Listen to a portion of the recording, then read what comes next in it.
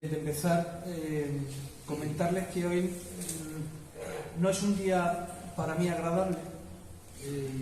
Me preguntaban en los medios de comunicación y me han preguntado varios si sentimos tristeza. Nosotros no sentimos tristeza, sentimos indignación. Esa es la realidad. Sentimos indignación. 75 años de la mayor catástrofe sufrida por la ciudad de Cádiz. ¿Y qué acto ha habido? Una ofrenda floral, que ya se venía haciendo hace muchísimo tiempo. Eso es todo lo que podemos hacer después de 75 años.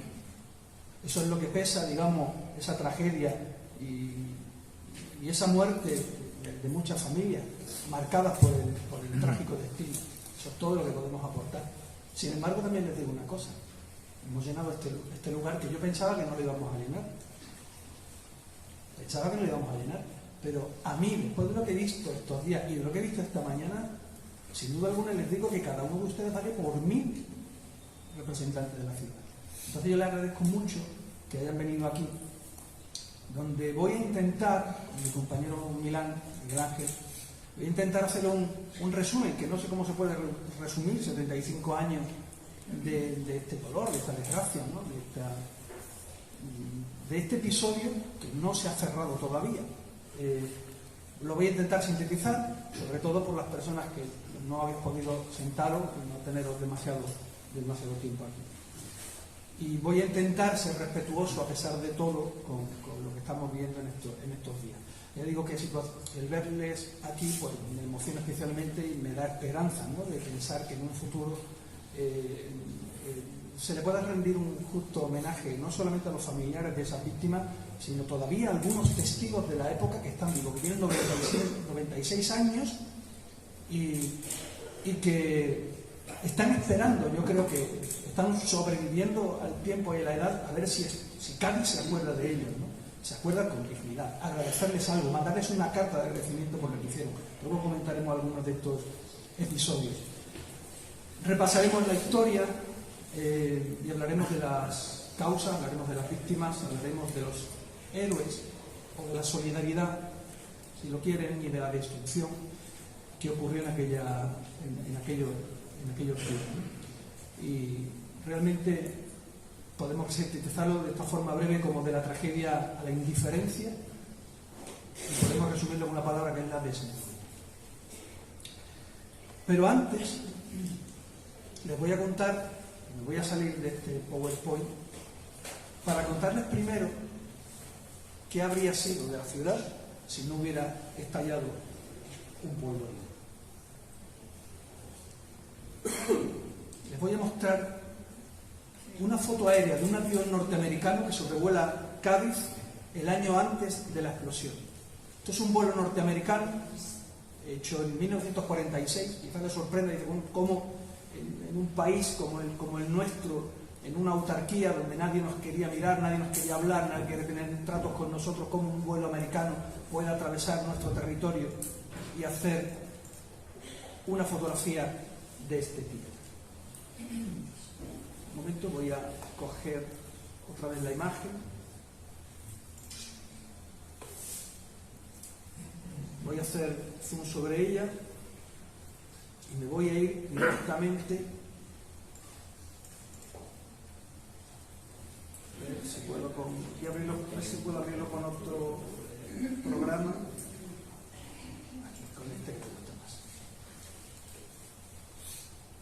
Aquí tenemos la ciudad y nos vamos a ir acercando a la zona donde se produce la explosión. Fíjense lo que era Cádiz, lo que teníamos en 1946, un año antes de la explosión. Aquí en el centro de la imagen ven ustedes el almacén de minas número 1. Ahí están las minas prácticamente, las cargas de profundidad prácticamente en un estado efervescente, por lo que luego vamos a comentar. Ese es el almacén que explota. Tiene más de 1.600 minas, cargas de profundidad y 41 torpedos italianos bajo ese techo que estamos viendo. Aquí vemos la Fábrica Nacional, lo que iba a ser Fábrica Nacional de Torpedos. Estos son cuarteles de marinería. Aquí tenemos los talleres de lancha rápida. En este segundo almacén de la imagen, bajo estos techos, hay otras 491 minas submarinas del modelo EMC-EMD de procedencia alemana. Aquí tenemos el Instituto Hidrográfico, este edificio rectangular, la entrada del instituto. Aquí tenemos la iglesia de San Severiano en construcción. Un poquito más abajo, aquí tenemos la casa cuna, muy cerquita de defensas submarinas. Aquí tenemos el Sanatorio Madre de Dios, donde todavía hay muchas mujeres ahí siendo atendidas por las monjas de la caridad. Aquí tenemos muchas familias de gente obrera, justamente delante, justamente al lado de este polvorín que va a reventar en ese sentido. Va a coger de lleno a las familias que viven aquí, a los que pasean por el puente de San Severiano, que lo tenemos aquí. Y va a arrasar los astilleros de Echevarrieta, que los tenemos aquí. Aquí tenemos el taller de maquinaria. Esa noche a las 9:30 entraban muchos trabajadores aquí. En total una plantilla de 100 personas. Ya estaban trabajando en su interior. Aquí tenemos las gradas, aquí tenemos la parte de los talleres, luego los veremos con más detalle.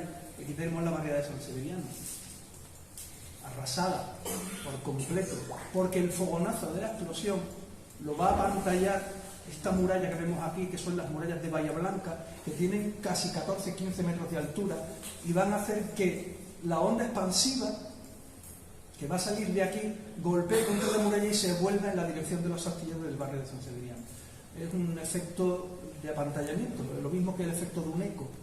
Entonces la energía no se disipa alrededor, sino que se propaga, se proyecta en su conjunto hacia San Severiano, que es la parte completamente siniestrada. Esta era la ciudad. Dicen que las murallas de Puerta de Tierra salvaron a Cádiz de la explosión y por eso se salvó. Estas son las murallas de Puerta de Tierra. No están. Los arcos han sido derribados, no los arcos, el muro ha sido derribado, porque se iba a proyectar los arcos. La torre está en medio, está sola, en 1946. Las puertas de tierra no salvan a Cádiz de una onda expansiva, estarán abiertas de par en par. Son, como hemos visto, los glacis de Bahía Blanca los que hacen ese trabajo de proyectar la onda expansiva, salvando en gran parte a todas estas personas que vivían en estos chalets de Bahía Blanca. Este era el Cádiz que tendríamos que haber heredado. Pero no fue así porque el destino tenía pensado otras cosas. El destino a veces es así y no se puede evitar por mucho que queramos. Lo cierto es que toda desgracia, toda catástrofe tiene unas causas. Pero las causas, la responsabilidad la teníamos todos en realidad.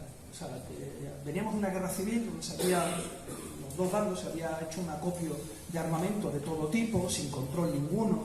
No había espacio después de la guerra civil, no había ningún sitio, ningún polvorín donde pudieran almacenarse tantísimo material, y se van guardando incluso en cuevas, como en Tarancón, como en el Cerro del Zulema, en Alcalá de Henares.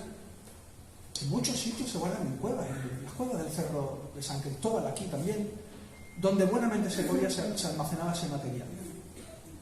Pero luego, a continuación, viene la Segunda Guerra Mundial, donde además España teme que pueda ser invadida por los aliados en el momento en que ya los norteamericanos entran en la guerra y se espera ya la invasión de Europa, no se sabe por qué punto, Italia, Turquía, Grecia, España. España se había posicionado claramente a favor de las potencias del eje, de Alemania y de Italia, y aunque quiso mantener una posición de neutralidad, estaba marcada. Y se temía que esa invasión pudiera hacerse por las playas de Huelva o de Cádiz, porque son las playas que tienen las aguas y las playas más someras, donde se puede hacer un desembarco con mucha más facilidad.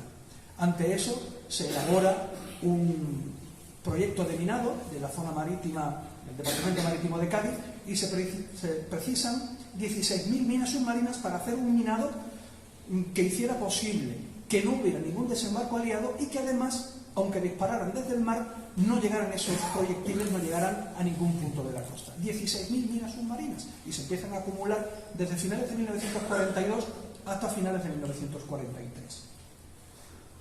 El desembarco de Sicilia, que al final no fue como se temía en nuestras playas, sino en Sicilia, se produce el 10 de la noche del 9 al 10 de julio de 1943. En el momento en que se produce ese desembarco, el gobierno español respira aliviado, porque saben que no vamos a ser nosotros los que vayamos a sufrir esa invasión. se corta inmediatamente la llegada de nuevas minas.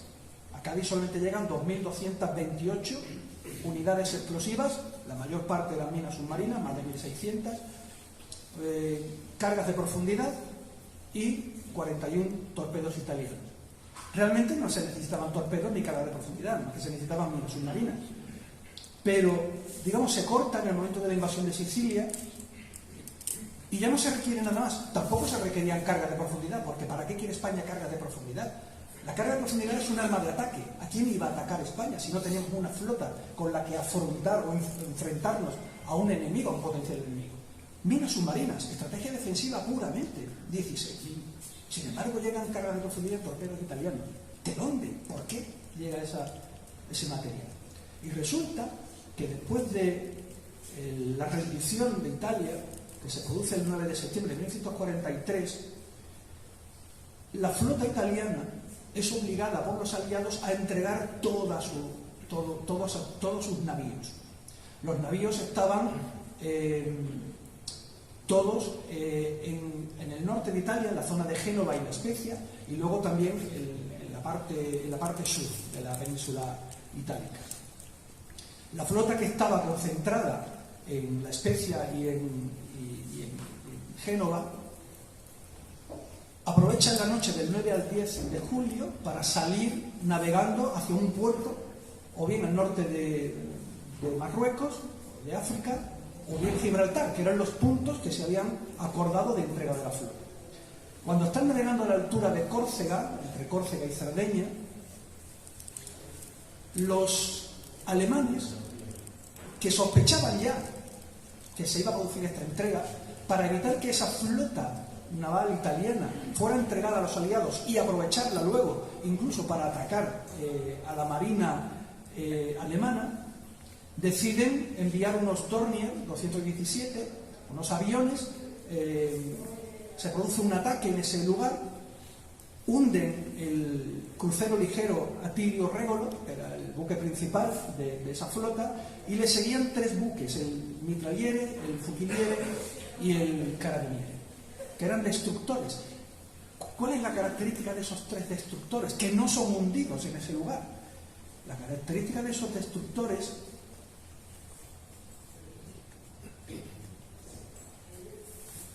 a ver si lo podemos ver aquí. La característica de esos destructores, como por ejemplo el fuciliere, era que entre el año 1941 y 1942 se les había habilitado, se les había reformado unos raíles de popa para cargar cargas de profundidad. Esto es muy importante porque estas cargas de profundidad no eran cargas cualquiera, eran modelos WD y WBF alemanas, adquiridas por la flota italiana. Y habían reformado las superestructuras de popa para adaptar los raíles al tamaño y medida de estas cargas de profundidad. Aquí vemos, por ejemplo, el fuciliere, ¿no?, que es uno de esos 3 navíos. ¿Qué ocurre después del ataque? Hunden el Atilio Regolo y el resto de la flota, con numerosos heridos, hay más de 1000 muertos en ese ataque, más de 200 heridos, tienen que ser llevados a un puerto neutral. Y deciden ir a Mahón, a un puerto español. Deciden buscar refugio para bajar a los heridos, cargar algo de avituallamiento y aprovechar y cargar fuel. Esos buques, esos destructores de la clase, herederos de la clase Maestrale, aunque realmente eran de la clase Soldati, tenían estos son las cargas de profundidad, estas son las WD, estas son las que van a explotar en Cádiz.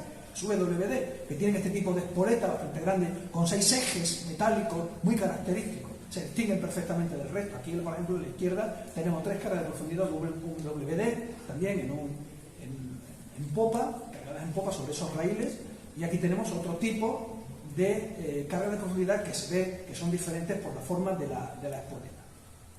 Probablemente sean WBF. Bueno, pues llegan. Aquí tenemos la forma en que se lanzan este tipo de cargas de profundidad, para que tengamos una idea de cómo funciona este tipo de armamento. Aquí vemos el punto de ataque de esa escuadrilla alemana, como digo, de Dornier 217, que hunden, digamos, al barco principal, y el resto de la flota se va a Mahón, donde llegan en la mañana del 10 de septiembre a mediodía. Cuando llegan allí, tienen, por el Convenio de la Haya, tienen 24 horas para salir. No pueden quedarse más tiempo. 24 horas. Bajar a los heridos, cargar avituallamiento, cargar fuel. Pero necesitaban fuel. Y el gobierno de Franco le dice que no tiene suficiente combustible en España para cargar esos buques. Franco deja pasar las 24 horas del Convenio de la Haya. Y transcurrido ese tiempo, el Convenio de la Haya marcaba que esos buques tienen que permanecer internados dentro de ese puerto, de esa rada, de esa ensenada, y no pueden ya salir de ahí, salvo para ser entregados a los aliados. Con lo cual, esa flota queda amarrada en la ensenada del puerto de Madrid. Y ahí van a permanecer 16 meses, 1 año y 4 meses. Esto le venía bien a los alemanes, porque los barcos no se utilizarían contra ellos, le venía bien a los aliados porque quedaban fuera de juego, le venía bien a los italianos porque no tenían que someterse a la deshonra de entregar su flota. Todos quedaron bien. El gobierno de Franco pudo mantener su neutralidad, de forma que no iba a encontrarse con la enemistad de ninguna de las partes implicadas. Pero ¿qué ocurre cuando una flota de estas características queda amarrada? Evidentemente la munición no puede quedarse a bordo. Las cargas de profundidad, los torpedos, las minas submarinas no pueden quedarse 16 meses dentro de un buque. Un buque, cuando queda fondeado, cuando queda en esta situación de internamiento, o cuando va a carenar, o cuando va a un astillero, no puede mantener su material a bordo. Hay que desembarcarlo a polvorines. ¿Y qué ocurrió con esas cargas WBF, los torpedos que llegaron a Cádiz? ¿Qué ocurrió? Como no cabían en el arsenal de la Algameca, su polvorín debería ser el de Cartagena. Pero claro, todo ese material no va a ir a Cartagena. Todos los polvorines de España estaban atestados de armamento. Se estaban guardando en cuevas. No se podía tener todo en Cartagena. Probablemente retuvieron parte de ese material, pero el resto lo mandaron a Cádiz. ¿Por qué? Porque en Cádiz se había creado la base de defensa submarina, donde se estaba apilando mucho material y todavía quedaba espacio para meter más material.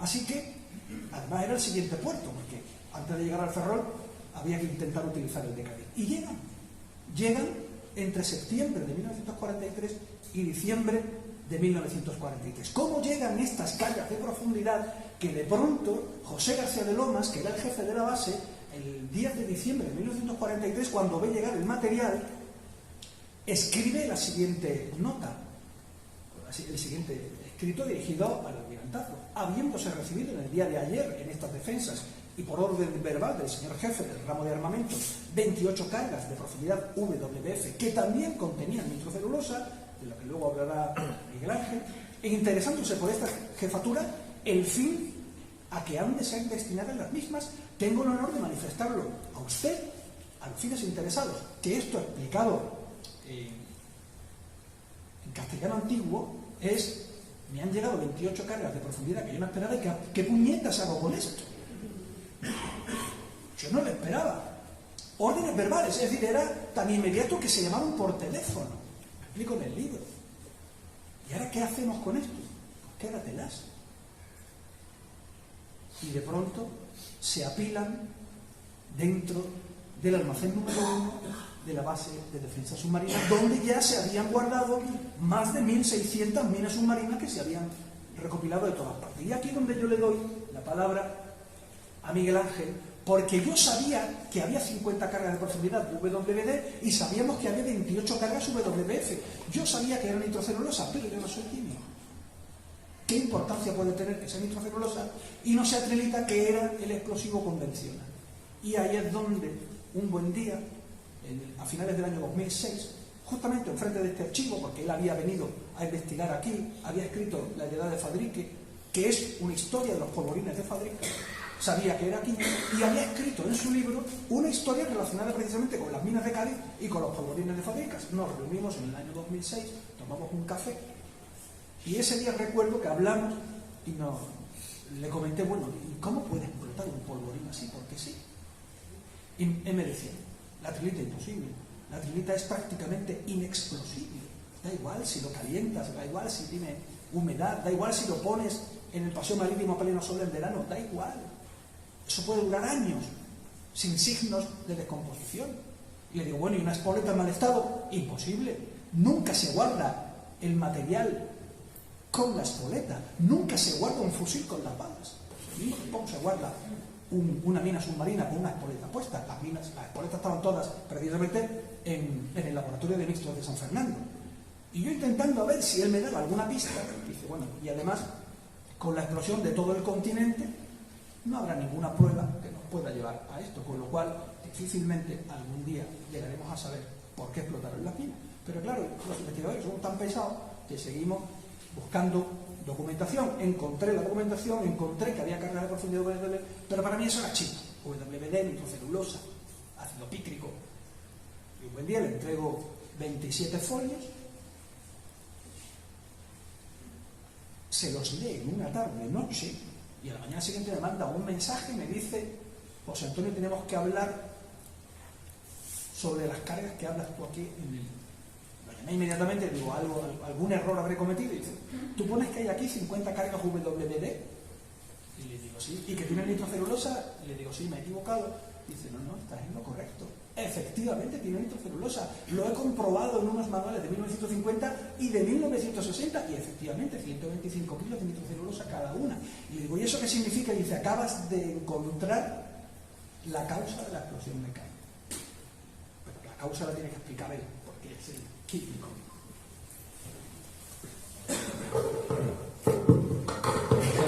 Me da un poco de pena romper el relato de José Antonio, porque es apasionante. Miren, en el año 1847, justamente un siglo antes de la explosión de Cádiz, un químico austriaco llamado Christian Schonlein tuvo un día un accidente, un contrapiés en su laboratorio. Se le derramó en la mesa de trabajo una mezcla, dos botes, un bote de ácido nítrico y otro bote de ácido sulfúrico. Y no se le ocurre otra cosa para solucionar el asunto que coger un delantal de su mujer, empaparlo, enjuagarlo en agua, empaparlo, hasta que aquello quedó limpio. Cuando la cosa estaba limpia, colgó el delantal una vez enjuagado con agua y lo puso a secar delante de una estufa. Cuando el delantal se secó, detonó espontáneamente. La mujer se quedó sin delantal, pero él había descubierto sin querer un producto químico, un compuesto químico que iba a cambiar el curso de las guerras hasta el día de hoy. Había sintetizado la nitrocelulosa, piroxilina, algodón pólvora. Es un explosivo muy potente que cambió por completo el sistema de armas. Se utilizaba hasta ese momento en las cabezas de torpedos, en todas las granadas que podían tener explosión, pólvora negra, un producto muy antiguo, muy conocido, compuesto de carbón, salitre, nitrato potásico y azufre. Bueno, el algodón pólvora, cuando está seco, la nitrocelulosa seca, es muy inestable y es muy insegura. Un simple roce, una fricción puede hacerla detonar. Pero cuando tiene una cierta cantidad de humedad, en torno al 15 o al 20%, se convierte en un explosivo extraordinario, comparado con la pólvora negra que se utilizaba. 45 kilos de pólvora negra en la cabeza de un torpedo equivalían a 900 gramos de nitrocelulosa en la cabeza de un torpedo. No había comparación. Además, la nitrocelulosa, cuando se humedecía hasta el 30%, se podía comprimir hasta obtener la textura de la madera, se podía serrar, se podía manipular con cierta seguridad. Y se podían cargar, y de hecho se cargaron sobre todo las cabezas de torpedos de todos los países, ¿no? Con nitrocelulosa. Y hasta ahí. Era un explosivo rompedor muy bueno. Tenía sus inconvenientes, pero de momento se utilizó profusamente.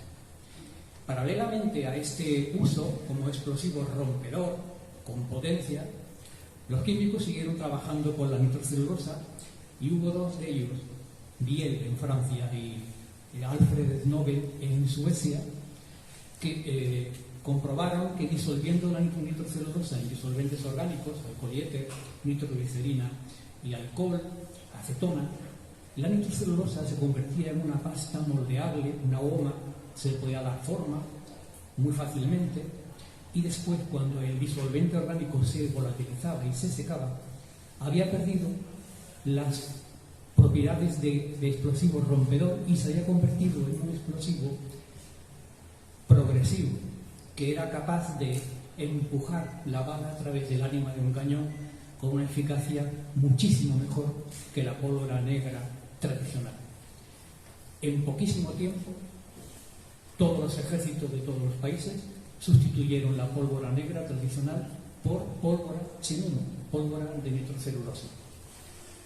Por supuesto, hubo muchas controversias, gente a favor, gente en contra, y a mí me llamó la atención que esta controversia pasó a las revistas de moda, revistas populares, y había un asunto en el uso de la pólvora sin humo que me llamó la atención, y es que cuando un francotirador disparaba con la pólvora negra, tenía el valor de decir: aquí estoy, porque su disparo era evidente, era visible, se señalaba: yo te disparo, pero tú sabes dónde estoy.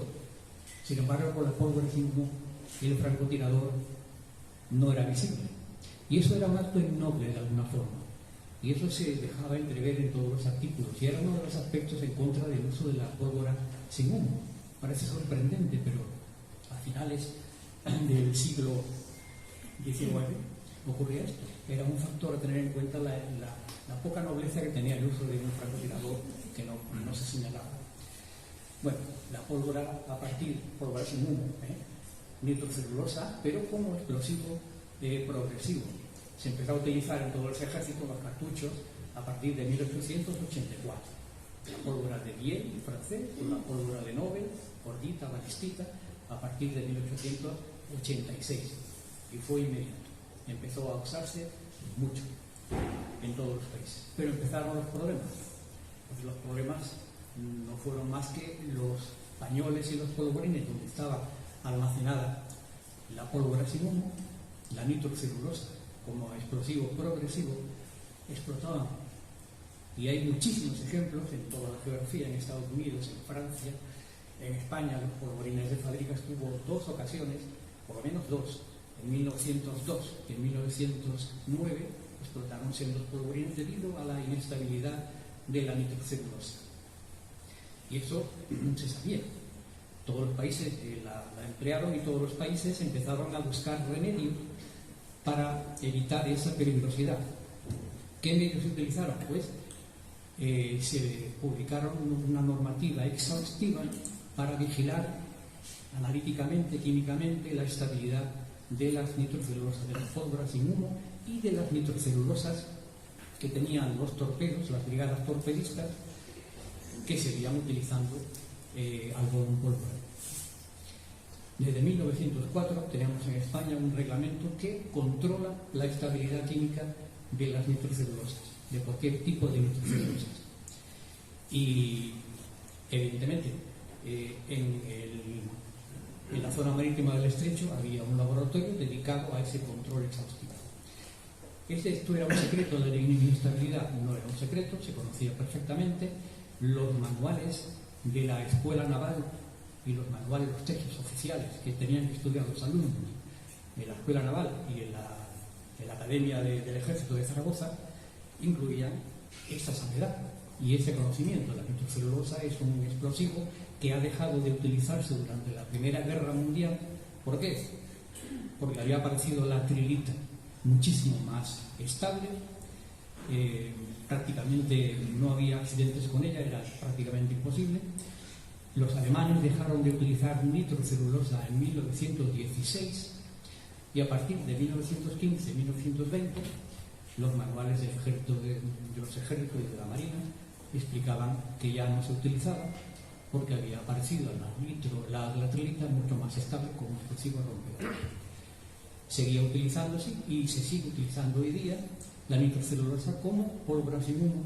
Y hoy día, cuando vemos las imágenes de la guerra de Ucrania, cuando vemos la artillería, cuando vemos los blindados disparando o los fusiles, todos esos funcionan con la pólvora sin humo, nitrocelulosa como explosivo progresivo. Se sigue utilizando. Y ¿saben ustedes quién escribió el manual que se utilizó, el texto obligado, todos los alumnos tenían que estudiarlo, cuando en 1920, es el texto que hemos consultado, el que escribió ese texto decía que la nitrocelulosa ya no se utilizaba porque era peligrosa y era sustituido, había sido sustituida por la acrilita, era Ramón Agacino, que justamente era el comandante general del departamento cuando llegaron las minas WPD aquí. Quiero explicarles con todo esto que he dicho que es absolutamente incongruente que en 1940 existieran cargas de profundidad cargadas con este explosivo, que era obsoleto ya en la Primera Guerra Mundial. Es inconcebible. Sería precioso comprender por qué en ese momento se fabricaron unas cargas de profundidad que contenían nitrocelulosa. Y ahora les dejo con el relato de José Antonio, que va a ser fácil. Aquí tenemos una fotografía de los polvorines del Rancho de la Bola de 1954. Sabemos que todas las minas supervivientes se llevaron aquí al Rancho de la Bola cuando se inauguró en 1954. En el tiempo entre 1947 y 1954 se almacenaron en cuevas provisionalmente, pero simplemente esta fotografía para que vean cómo se amontonan, cómo se apilan las cargas de profundidad, que son estos barriles que parecen como los barriles de una bodega. Realmente no son barriles, son cargas de profundidad. Así es como se almacenan en todos los sitios. Como decimos, en esos portalones, en esos raíles de popa, donde se cargaban estas minas, estas cargas de profundidad, que son alemanas de fabricación, porque el tipo WPD significa Wasserbombe en alemán, modelo D, pero, sin embargo, fíjense que pone bomba subacquea. Y es que los italianos habían adquirido estas minas, estas cargas de profundidad alemanas, y la habían titulado como bomba subacquea, carga de profundidad. Eso es una demostración de que estas cargas las utilizaron los italianos. Y aquí es donde aparece esa imagen de lo que comentaba Miguel Ángel López Moreno, de lo que pasa con el grano de nitrocelulosa. Arriba tenemos una celulosa en buen estado, un grano de esa pólvora sin humo, nitrocelulosa. Aquí vemos cómo se produce ese efecto de descomposición, porque tiene material, tiene celulosa, que es la materia orgánica se descompone con el calor. Y este es el efecto de la descomposición. Lo que es sólido se convierte en gas, pero ¿qué hace el gas dentro de un recipiente hermético, donde el gas no puede salir? Al mismo tiempo que fermenta la pólvora, se produce una reacción exotérmica, libera calor. Ese calor de la reacción exotérmica alimenta y acelera la descomposición del resto de la nitrocelulosa embutida en un cilindro metálico. ¿Qué le ocurre? Pues lo mismo que si llenamos un litro de cerveza y le metemos en el congelador para que esté fresquita y no nos acordamos, y al final revienta, dilata las paredes del recipiente, del continente, hasta que al final revienta. Es lo mismo que cuando yo explico, cuando compramos un blister de pollo envasado en plástico, lo ponemos en la nevera, no nos acordamos nunca de que hemos comprado pollo. Al cabo del mes y medio o del mes, tocas el blister y está tenso el plástico, como un globo hinchado, y es la fermentación de la materia orgánica. Eso es lo que ocurrió el 18 de agosto de 1947, después de 4 años que estuvieron las minas aquí.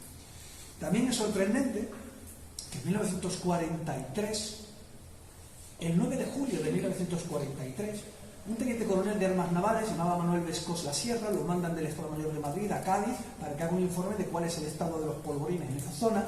Había varios sitios, uno de ellos polvorines de Fadricas, el laboratorio de Minzo de San Fernando, la Carraca, que también tenía almacenadas algunas unidades, algunas armas submarinas, y por supuesto la base de peso submarina, que donde estaba el mayor número de armas submarinas apiladas. Y dice en el informe de 1943, si bien los altos explosivos empleados actualmente son muy estables, como bien ha dicho Miguel Ángel, sobre todo los fabricados en tiempo de paz, nunca puede tenerse una absoluta seguridad en su estabilidad, y por lo tanto, en todo momento, debe tenerse presente la remota probabilidad de explosión. Remota probabilidad, porque si explota, no debería explotar. Además, debe considerarse la posibilidad de la acción exterior por accidente, guerra o sabotaje. No está hecha de cualquier manera esa cadena de palabras, no está hecha al azar. Lo más probable es que pueda ser un accidente. ¿Quién va a querer atentar? Lo más posible es un accidente. Caso de guerra, en el caso de que entráramos en la Segunda Guerra Mundial, que tampoco es que fuera altamente probable, o un sabotaje que sería la probabilidad, digamos, más baja, ¿no? Pero cualquiera de las tres son posibles. Y entonces dice, estas consideraciones mueven al jefe que sustituye a aconsejar el urgentísimo traslado del depósito urgentísimo de defensas submarinas que en caso de voladura originaría una catástrofe de carácter nacional. Podría haber dicho otra cosa. Podrá tener consecuencias muy negativas para la población. No, dijo, originaría una catástrofe de carácter nacional. Lo dice 4 días antes, y fue una catástrofe nacional. Si se equivocó en algo es que también fue una catástrofe internacional. Pero nadie atendió este informe, por varias razones. Las catástrofes ocurren por una serie de factores, no por uno. La segunda es que ¿dónde lo llevamos? No hay ningún sitio. Había que hacer unos polvorines en el rancho de la Bola, pero sin dinero, sin materiales de construcción, sin cemento, sin acero. No había acero ni siquiera para la construcción naval. Sin acero no se pueden hacer muros de hormigón armado.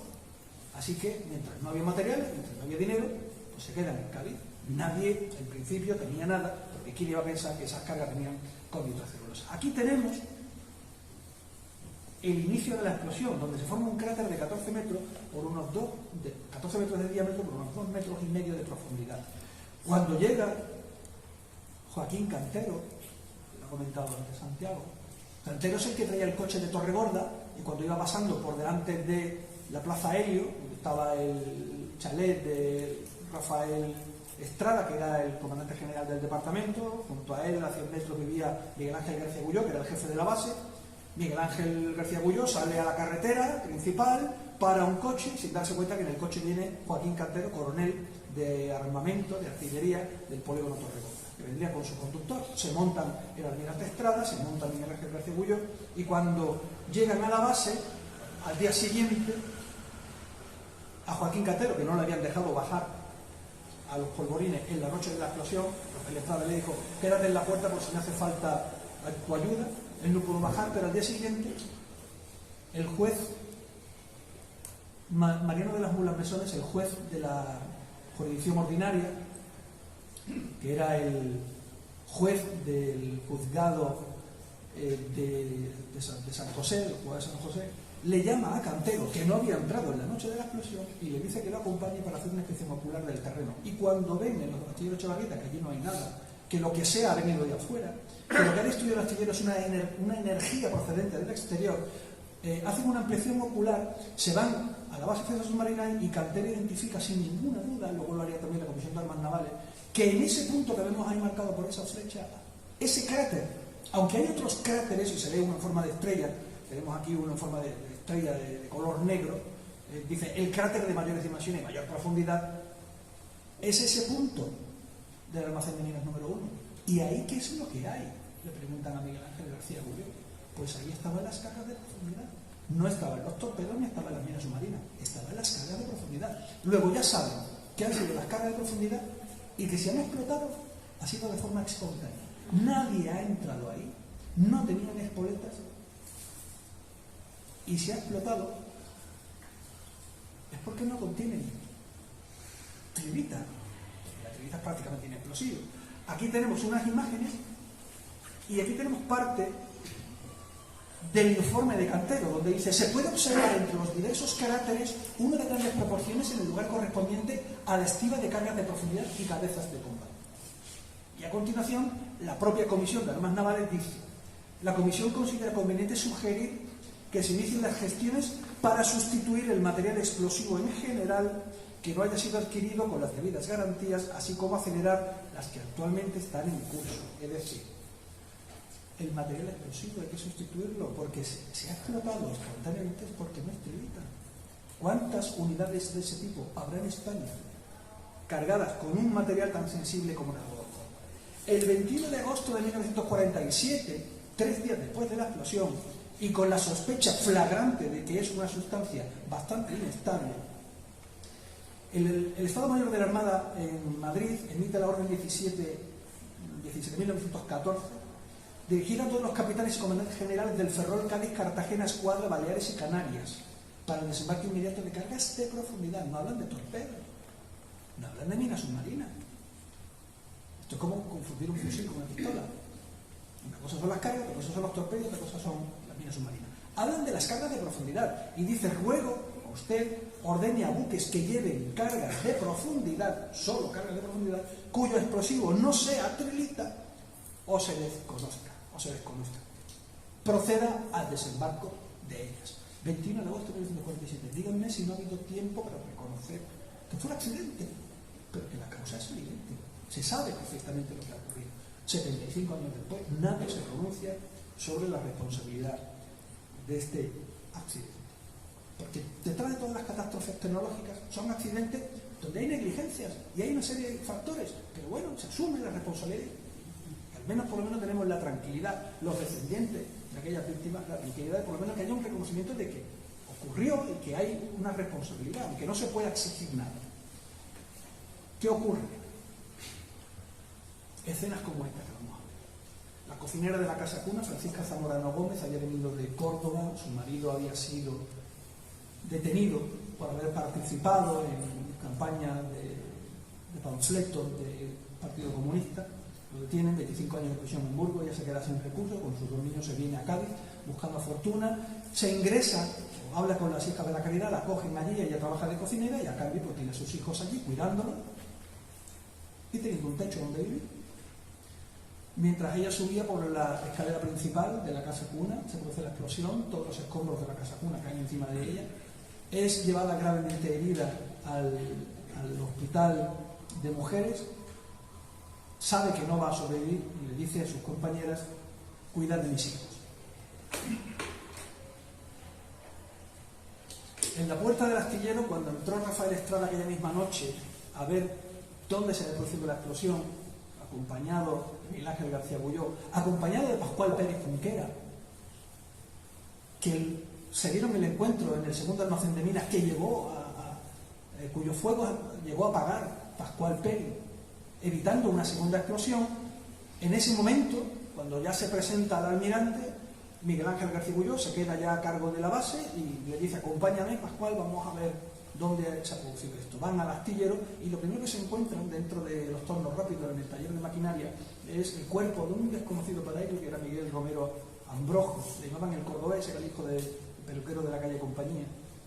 Y Rafael Fuerte, que fue una persona que nos transmitió, era un aprendiz astillero en aquella época, nos dejó sus recuerdos, nos decía que uno al que le decíamos el cordobés tenía una vigueta clavada en el pecho, estaba muerto. Realmente, una de las viguetas metálicas que sustentaban el polvorín en el almacén de minas número 1 había salido lanzado como una lanza, una jabalina metálica, le había entrado por el pecho, lo había clavado en el suelo y estaba de pie con los brazos cruzados, o sea, literalmente en pie con los brazos cruzados.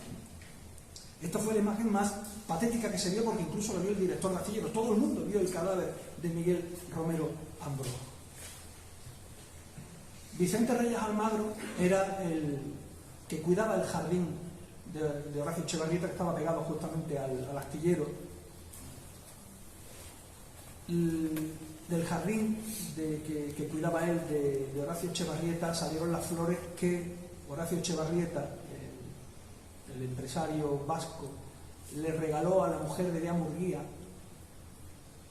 después de la compra del astillero, una compra que realiza en 1917, y gracias a Horacio Echevarrieta y esa negociación, pues Cádiz tiene el principal motor industrial que ha levantado Cádiz desde que él compra ese astillero. Muchos aprendices murieron, entre ellos Francisco Mírez Márquez, José María González Masón, que tiene un familiar aquí. Es que la historia no ha muerto, es que está aquí viva, está presente la historia aquí, de José María González Masón, de José Díaz Bayo. Miren la cara de José Díaz Bayo, es un chico, es un niño. Y de Antonio Toscano de los Reyes, mueren aprendices, aprendiendo una profesión astillero, elegantemente vestidos, intentan vestirse elegantemente. Fíjense las características de la chaqueta de José María González Masón, parece hecha por una mujer que ha aprendido algo de costura.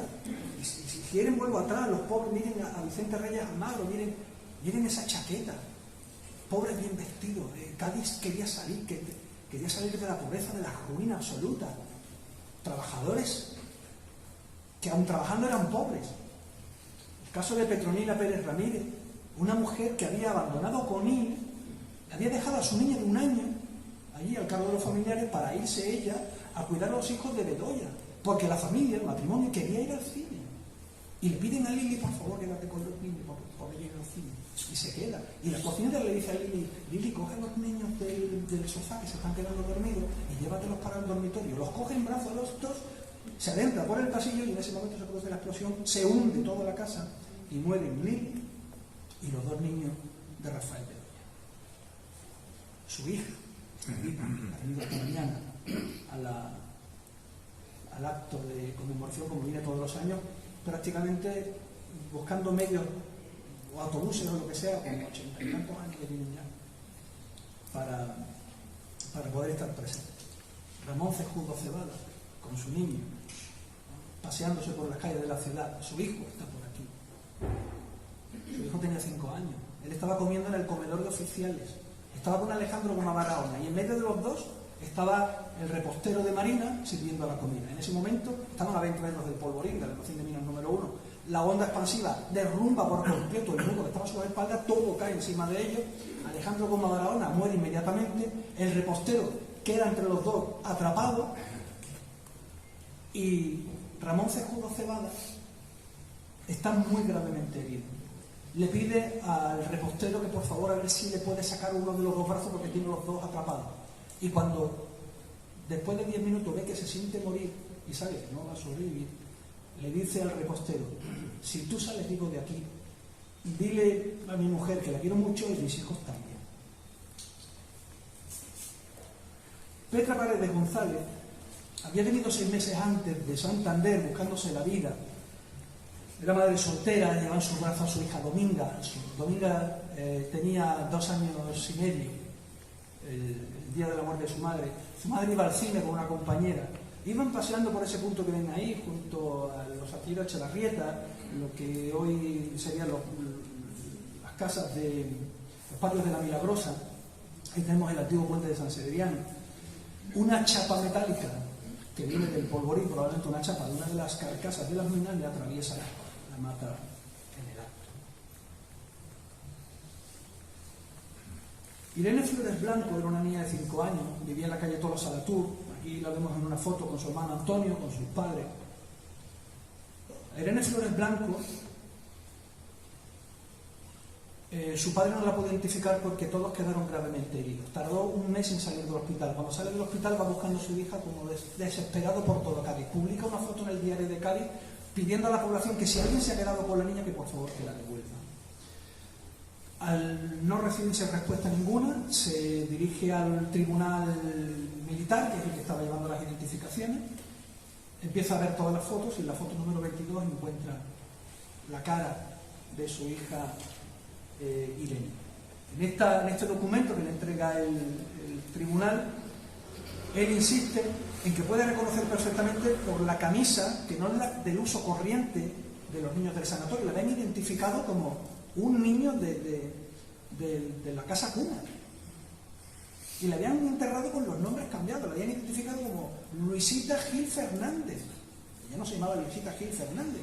Una monja de la casa cuna creyó que era Luisita Gil Fernández y ahí entierran el cuerpo con la foto número 22. Y él insiste que esa es su hija, porque la ropa interior que lleva no es de uso corriente, es decir, no es de mala calidad. Además, el peinado es el que pocas horas antes le hace su mujer, antes de su muerte. Y por último, que le falta un pendiente, que la madre le había quitado porque le estaba haciendo daño en el lóbulo de la oreja. Llamaron a declarar a Sor Pilar, al encargado del cementerio, y al final todos reconocen que efectivamente debe tratarse de Irene Flores Blanco. Hasta el 11 de noviembre del año 43 no pudo finalmente dar por fallecida a su hija. La confundieron con esta otra niña, con Luisita Fernández Gil. Luisita Fernández Gil tenía 9 años, acompañaba a su tía en el Sanatorio Madre de Dios, ayudaba en lo que podía. Su familia vivía en la calle de la Rosa, muy lejos de allí. Cuando se produce la explosión, la madre de Luisita siente que la explosión es allí, donde está su hija. Y se van corriendo el tío de Luisita, la madre y su hermana Pepita, que tenía 14 años. Y van todos corriendo hacia el sanatorio. Allí la Guardia Civil casi no les deja entrar porque la zona era peligrosa. Convencen al Guardia Civil para que les deje entrar y efectivamente se dirigen al sanatorio. La madre empieza a buscar por detrás del sanatorio y el tío se reparte por la parte frontal del sanatorio y se queda con Pepita, que tenía 14 años. Que Pepita, cada vez que el tío se movía y en medio de la oscuridad se desplazaba, le decía: Tito, no te vayas, no me dejes sola. La madre buscando por detrás. De pronto ven que unos marineros están bajando unos cuerpos de niños muertos de la casa cuna y le están llevando a un solar que se llama Los Jardines de la Porteña, muy cerquita de allí, justo detrás de la casa de Manuel Paredes. Se dirigen a los marineros, le preguntan a dónde llevan los cadáveres, le apuntan el sitio y ellos se van los dos, Pepita con su tío. Y allí ven una hilera de cadáveres. Empiezan a mirar de uno en uno. Y el último cadáver de esa fila, de esa hilera, es una niña que tiene un pelo rizado, la cara totalmente negra. No la pueden reconocer por la cara, porque digo, completamente tiznada. Tiene una medallita colgando que también está tiznada. El tío empieza a rascar la medalla y aparece la frase: Luisita, con cariño, papá. Y ahí es donde identifican que la niña es Luisita Fernández Gil. Luego mueven la cabeza, le miran el pelo y tienen los rizos típicos que identificaban a Luisita Fernández Gil. Cuando en esa madrugada, cuando ya empieza a despuntar el alba, a la madre que habían ido a buscarla, se ve el reflejo, la silueta de la madre acompañada por dos guardias civiles y un bombero. Y entonces Luisita, que identifica a su madre, le grita desde lejos: mamá, que la niña ya ha aparecido. Y luego, a continuación, con su hermana, que estaba ya de rodillas sobre el suelo, en esa hilera de cadáveres, ahí están los Jardines de la Porteña, detrás de la casa de los Paredes, en la calle 24 de Julio, frente por frente a donde estaba el colegio de Antonio, le susurra la niña a su hermana pequeña, le dice: Luisita, que ya está aquí mamá. En la casa de la familia Palacios, que estaba en la esquina de la calle 24 de Julio con la calle Tolo Salatur, vivía una familia de 5 miembros. Aquí vemos 4, vemos a Inmaculada, vemos a Juliana, vemos al hermano, vemos a Raimundito, a Raimundo Palacios Pascual. Vivían todos en una casa de 2 plantas, muy bonita, una casa con celosías, muy característica, toda Salatur, todo el mundo la admiraba al pasar por delante. Vivían varias familias, porque tenía 2 plantas y varios departamentos, con lo cual la familia de Palacios, que vivía en la planta baja, además tenían a 2 mujeres, 2 jóvenes de 24 años, funcionarios del Estado, que habían venido a una especie como de intercambio, porque eran miembros de la Congregación de María. Les había tocado el premio, era viajar a Cádiz en verano, pasar el verano en Cádiz con una familia de intercambio. Ellas se conocían, se entiende que ya se conocían, todo pagado por la congregación. Y ese día se hunde la casa por completo y mueren absolutamente todos. Juliana, cada tarde, salía de su portal, se ponía la mano en la frente para otear toda la calle abajo para ver venir del trabajo a su marido.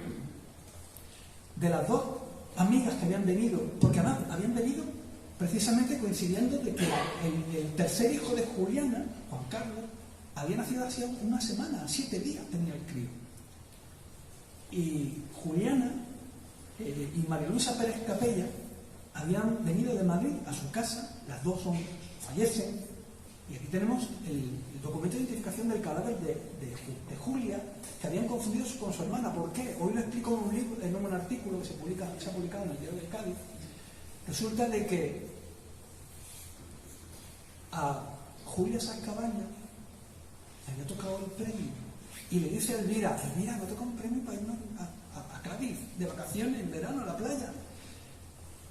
Qué bien, ¿no? Y Elvira contentísima, pero pocos días antes de la explosión se pone enferma, no puede viajar a Cádiz.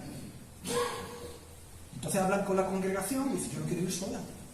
Y entonces la congregación de María le permite irse con una amiga, y otra funcionaria, amiga suya, se llamaba María Luisa Pérez Capella, le dice que sí, que la acompaña encantada de la vida. Vienen aquí y las 2 están en ese comedor de la familia Palacio y fallecen. Incluso a Julia Sáez Cabaña la identifican, creen que es Elvira, y al final hay una ficha de identificación de cada vez y dicen: no es Elvira, es Julia. O sea, María Luisa no es Elvira, es la amiga que ha venido con ella. Elvira se llevó toda su vida pensando que había matado a una amiga por no ir ella, y que y que ella había sobrevivido cuando ella sería la que tenía que haber muerto, ¿no? Esto deja una secuela psicológica muy importante. Esa misma tarde, a las 9:30 de la tarde, los hermanos Salinas vivían enfrente de la familia Palacios y tenían tan buena amistad que se llevaban a Inmaculada, la pequeñita de 5 años, se la llevaban a la playa, a dar paseos por ahí, a jugar en su chalet. Y aquí están los 4 hermanos Salinas que vivían con sus tíos. No eran personas cualquiera, no es muy conocido, era Juan Campos Martín, había sido director del astillero Echevarrieta durante los peores años del astillero, durante todas las crisis navales que hubo durante la República, durante los años 30 principalmente, los años justamente después de la monarquía de Alfonso XIII. Se dan crisis muy económicas muy rigurosas. Incluso durante la propia monarquía de Alfonso XIII ya existían esos problemas. Y Juan Campos Martín tenía ese chalet aquí. Juan Campos Martín estaba diseñando una piscina para un amigo de Barcelona, estaba metido en el dormitorio de las niñas, tenía una mesa muy grande, las niñas estaban jugando fuera, pero esa tarde a las 9:30 las niñas, sobre todo Mercedes, había llevado a pasear a Inmaculada, pero su novio la llamaba a las 10 menos cuarto de la noche. Su novio, que estaba haciendo digamos la instrucción militar naval en Marín, tenía siempre la costumbre de las 10 menos cuarto de la noche llamar. Y entonces Mercedes le dice a Juliana: mira, Juliana, te traigo a la niña ya más temprano que otros días, porque es que me va a llamar mi novio y no quiero que se pierda la conferencia, porque si no es que no hablo hoy con él. Dice: pero no te preocupes, muerto, si tu casa está a 5 metros, te da tiempo de sobra, mientras suena el teléfono, que suena como un diablo, te da tiempo a llegar perfectamente. Y así te presento a mis 2 amigas que han venido de Madrid. Dice: no, te dejo a la niña porque no vaya a ser que pierda la llamada. Entrega a Inmaculada en casa de los Palacios y 15 minutos después se produce la explosión. Muere la niña, muere toda la familia Palacios, mueren las 2 amistades. Sin embargo, Mercedes y todos sus hermanos sobreviven. Sobrevive Juan Campos Martín, sobrevive la mujer, por 5 metros de distancia. Ahí tenemos la casa de la familia Salinas, justo al final, donde se estrecha la calle todos los Salaturis, justamente enfrente, la casa de los Celosías, que está tan cerca la casa de las Celosías que la vemos ahí arriba de la imagen. La Celosía se ve frente por frente, 5 metros de distancia. Esa es la distancia que hay entre la vida y la muerte, el 18 de agosto de 1947. Por supuesto, a las 10 menos cuarto de la noche llamó el novio de Mercedes. Y ahí es donde las centralistas en Madrid empezaron a repetir aquella frase famosa: Cádiz nos responde, Cádiz nos responde. También en esa misma casa vivía otra familia, que es la familia de Udero. Aquí tenemos a Mari Carmen, que está ahí sonriente con esa falda de cuadro, a su hermano Juan de Udero, famoso ginecólogo, catedrático de ginecología de la Facultad de Medicina de Cádiz, y su madre detrás, cogiéndolo del hombro, Mercedes Quevedo. Mercedes, la madre, muere, y la hija también muere.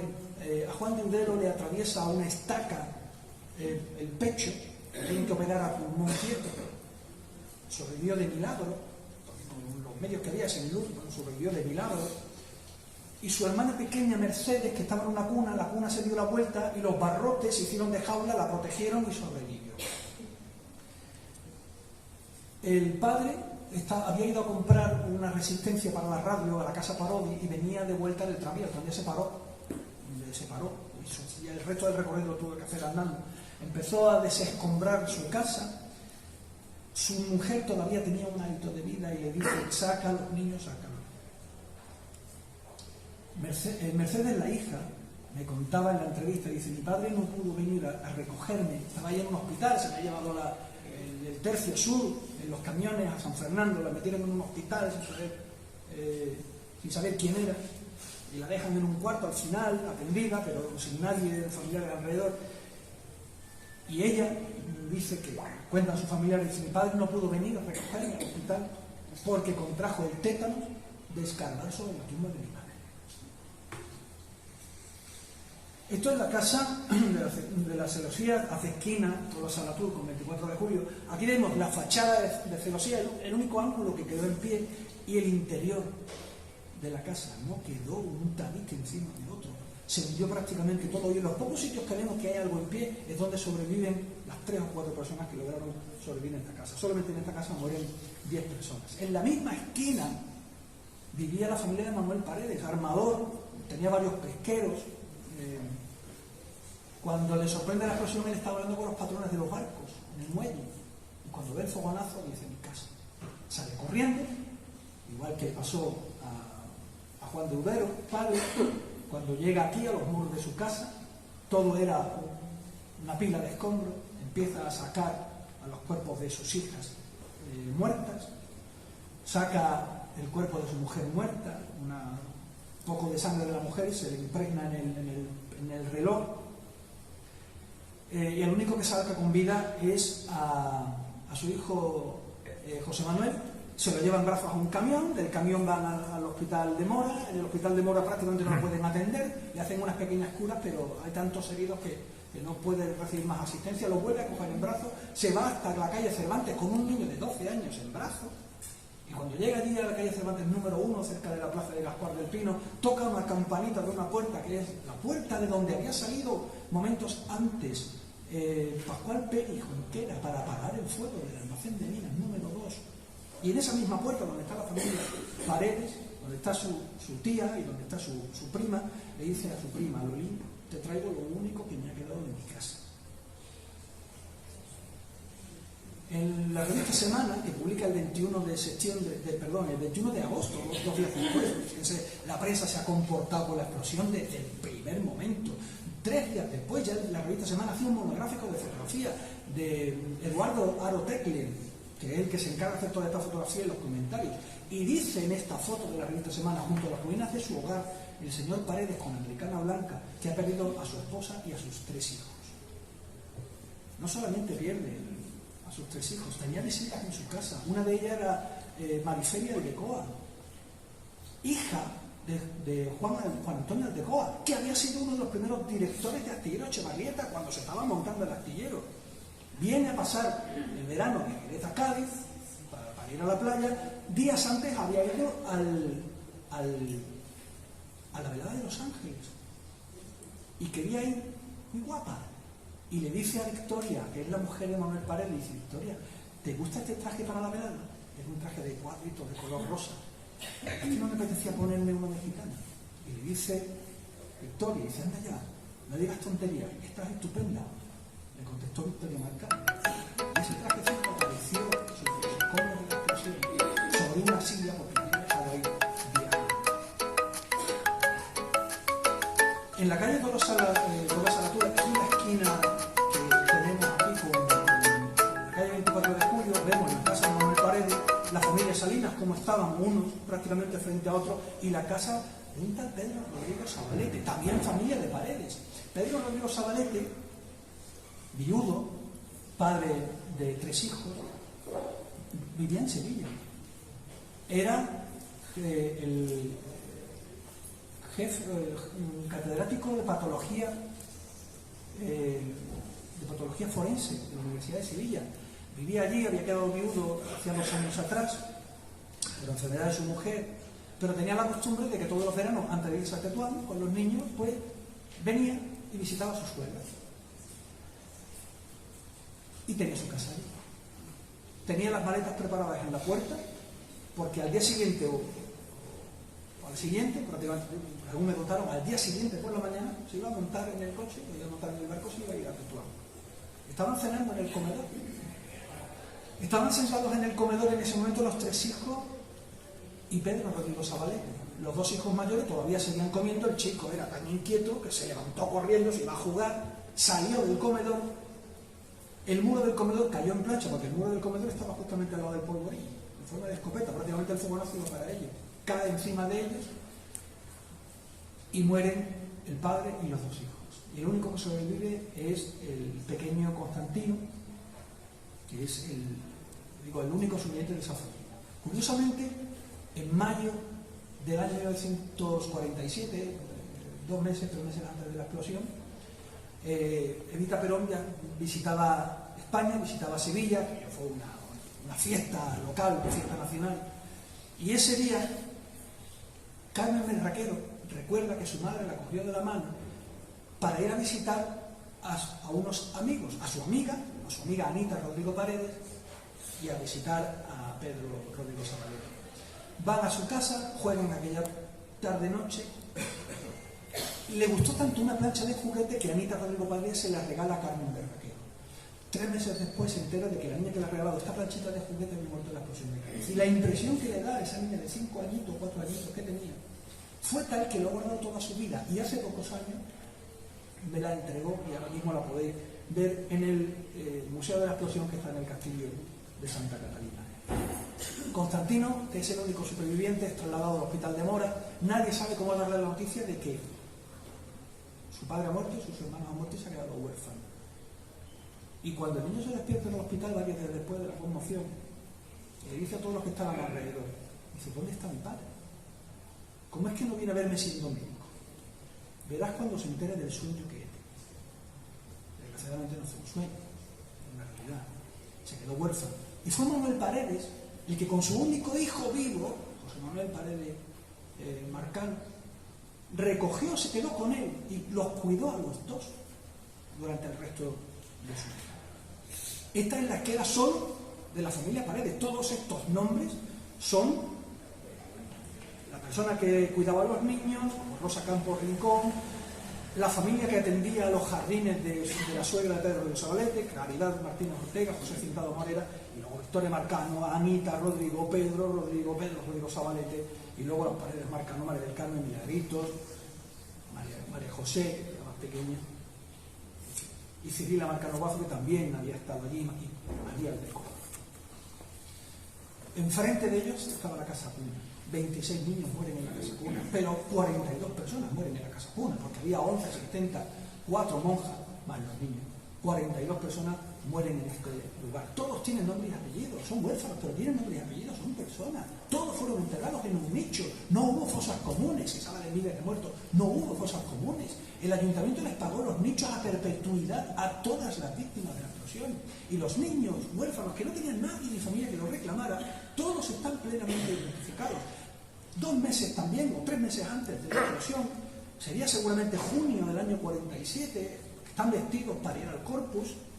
Aquí están las fotos de los niños de la Casa Cuna, con estas edades, 2 años, 3 años, con 11 meses, con 2 meses mueren los niños de la Casa Cuna, con estas asistentas que son los que los cuidaban a cambio de un techo. Pero también hay obesidades de solidaridad. Por supuesto, principalmente el Pascual Pérez Junquera, que salió de aquella casa Cervantes número 1, va corriendo, deja a sus niños que se estaban bañando en la bañera, a los 2 mayores, que son los únicos que habían nacido, se va a Defensa Submarina, observa su barco a distancia, sabe que no le pasa nada, le dice al cartero que tenga el barco preparado por si hay que arrancar motores y salir quitando, hace falta utilizar los focos de los barcos.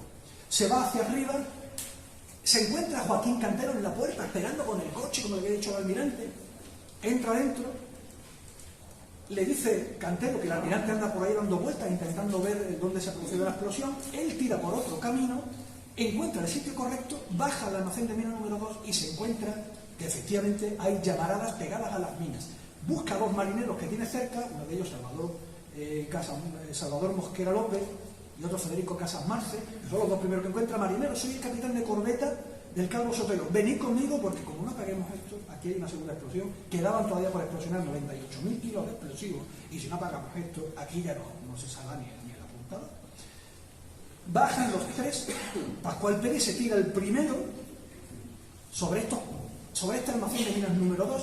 Aquí vemos la altura del muro y el fondo, a la derecha del fondo, vemos la altura del muro, hay más de 3 metros y tiene que caerlo en plano, sino sobre una escombrera. Él se tira el primero, se tuerce un tobillo, al caerse pone la mano en una de las minas y se quema la palma de la mano, y las minas estaban muy calientes. Y le dice a los marineros, aquí no hay ni agua ni hay nada, vamos a empezar a tirar escombros a ver qué tal. Y empieza a tirar escombros y empiezan a apagar el fuego por sofocación, por falta de oxígeno.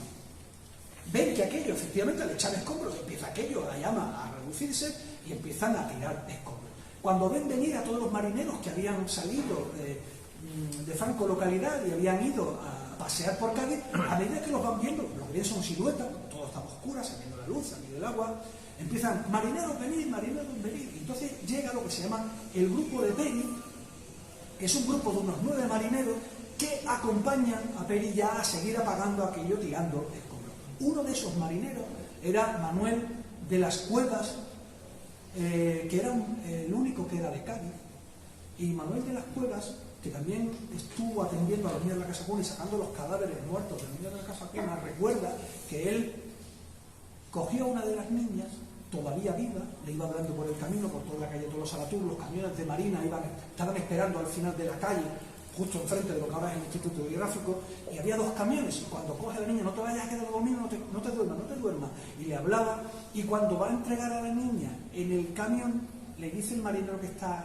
arriba, dice, no compañero, aquí no, al otro camión, porque el otro camión es el de los muertos, ya estaba muerta la niña cuando llega el camión, ¿no? Leonardo Garófalo era el oficial de guardia que le tocó aquel día afrontar la situación.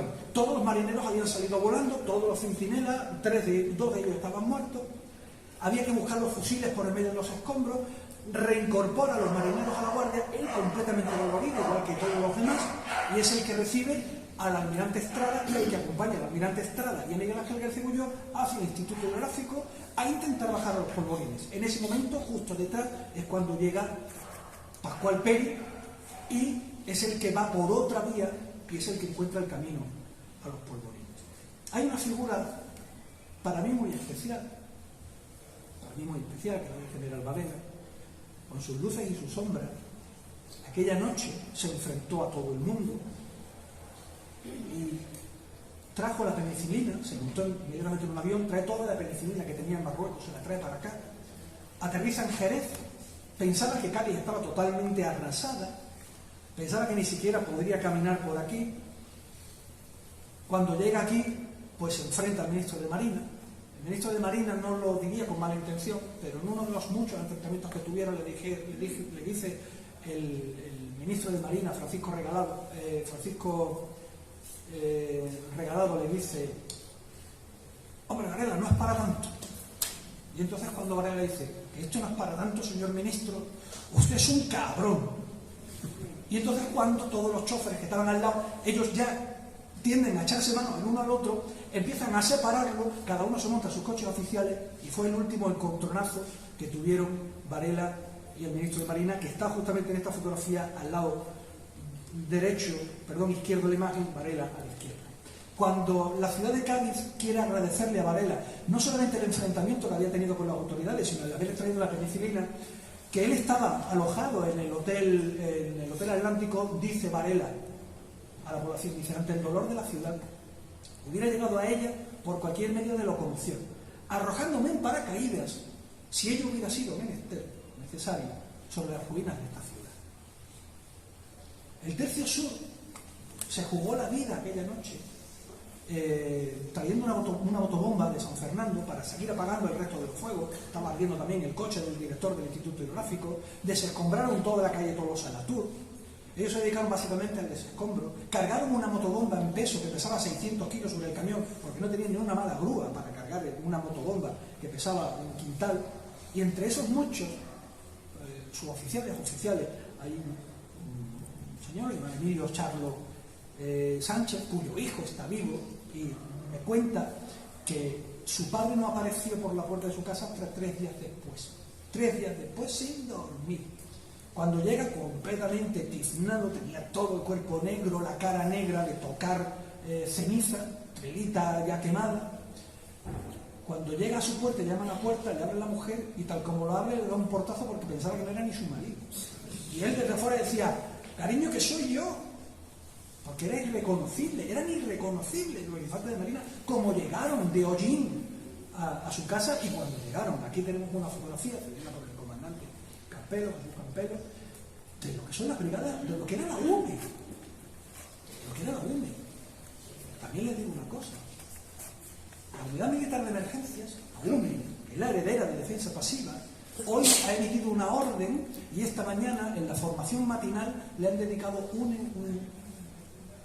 un recuerdo a la explosión de Cádiz. Yo creo que han hecho más que muchos años. Rendirle ese homenaje, que yo ni me lo esperaba, me lo han contado un compañero mío que es capitán en la unidad militar de emergencia. La verdad es que esas son las pequeñas alegrías que nos podemos llevar, así como la presencia, digo, de ustedes aquí, ¿no? El haber llenado este espacio.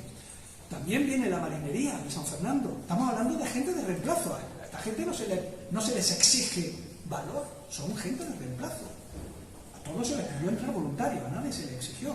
En el cuartel de instrucción de marinería, que estaban cansadísimos, llevaban 3 días grabando en Valdelagrana la película Alucemas, todo el día tirándose en el suelo, desembarcando, metiéndose en agua para el rodaje, llegan al cuartel de instrucción y esa mañana estaban ya derrotados.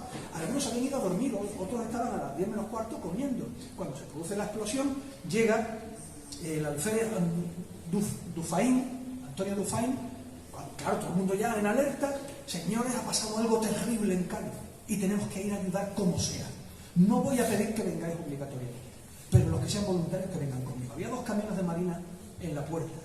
Y Manuel Martí Gascó, que era un trompetista, músico, no corneta, ojo, trompetista, era músico de Moncofa, Castelló, sabía tocar la trompeta como nadie, y era de la banda de música. Y este hombre, ¿qué valor se le puede pedir un trompetista? Y cuando este hombre ve que piden voluntarios, que además le dice Dufaín, dice: quizá por primera vez vais a encontraros con la muerte en masa. Los que tengan miedo que se queden, y los que no, que se suban conmigo al camión que nos vamos. Y entonces el trompetista dice: pues yo me voy con el camión. Y detrás de él pues siguieron todos los demás. Los demás dirían: bueno, si se va el trompetista, pues no toco, ¿no? Y se siguieron los 60, pero claro, yo no se imaginan lo que se van a encontrar cuando se suben a los escombros de la casa cuna, que el primero que sube es un marinero catalán, hacen una cadena humana y empiezan a bajar los cadáveres de los niños. Me cuenta, me contaba, y sigue vivo, sigue vivo.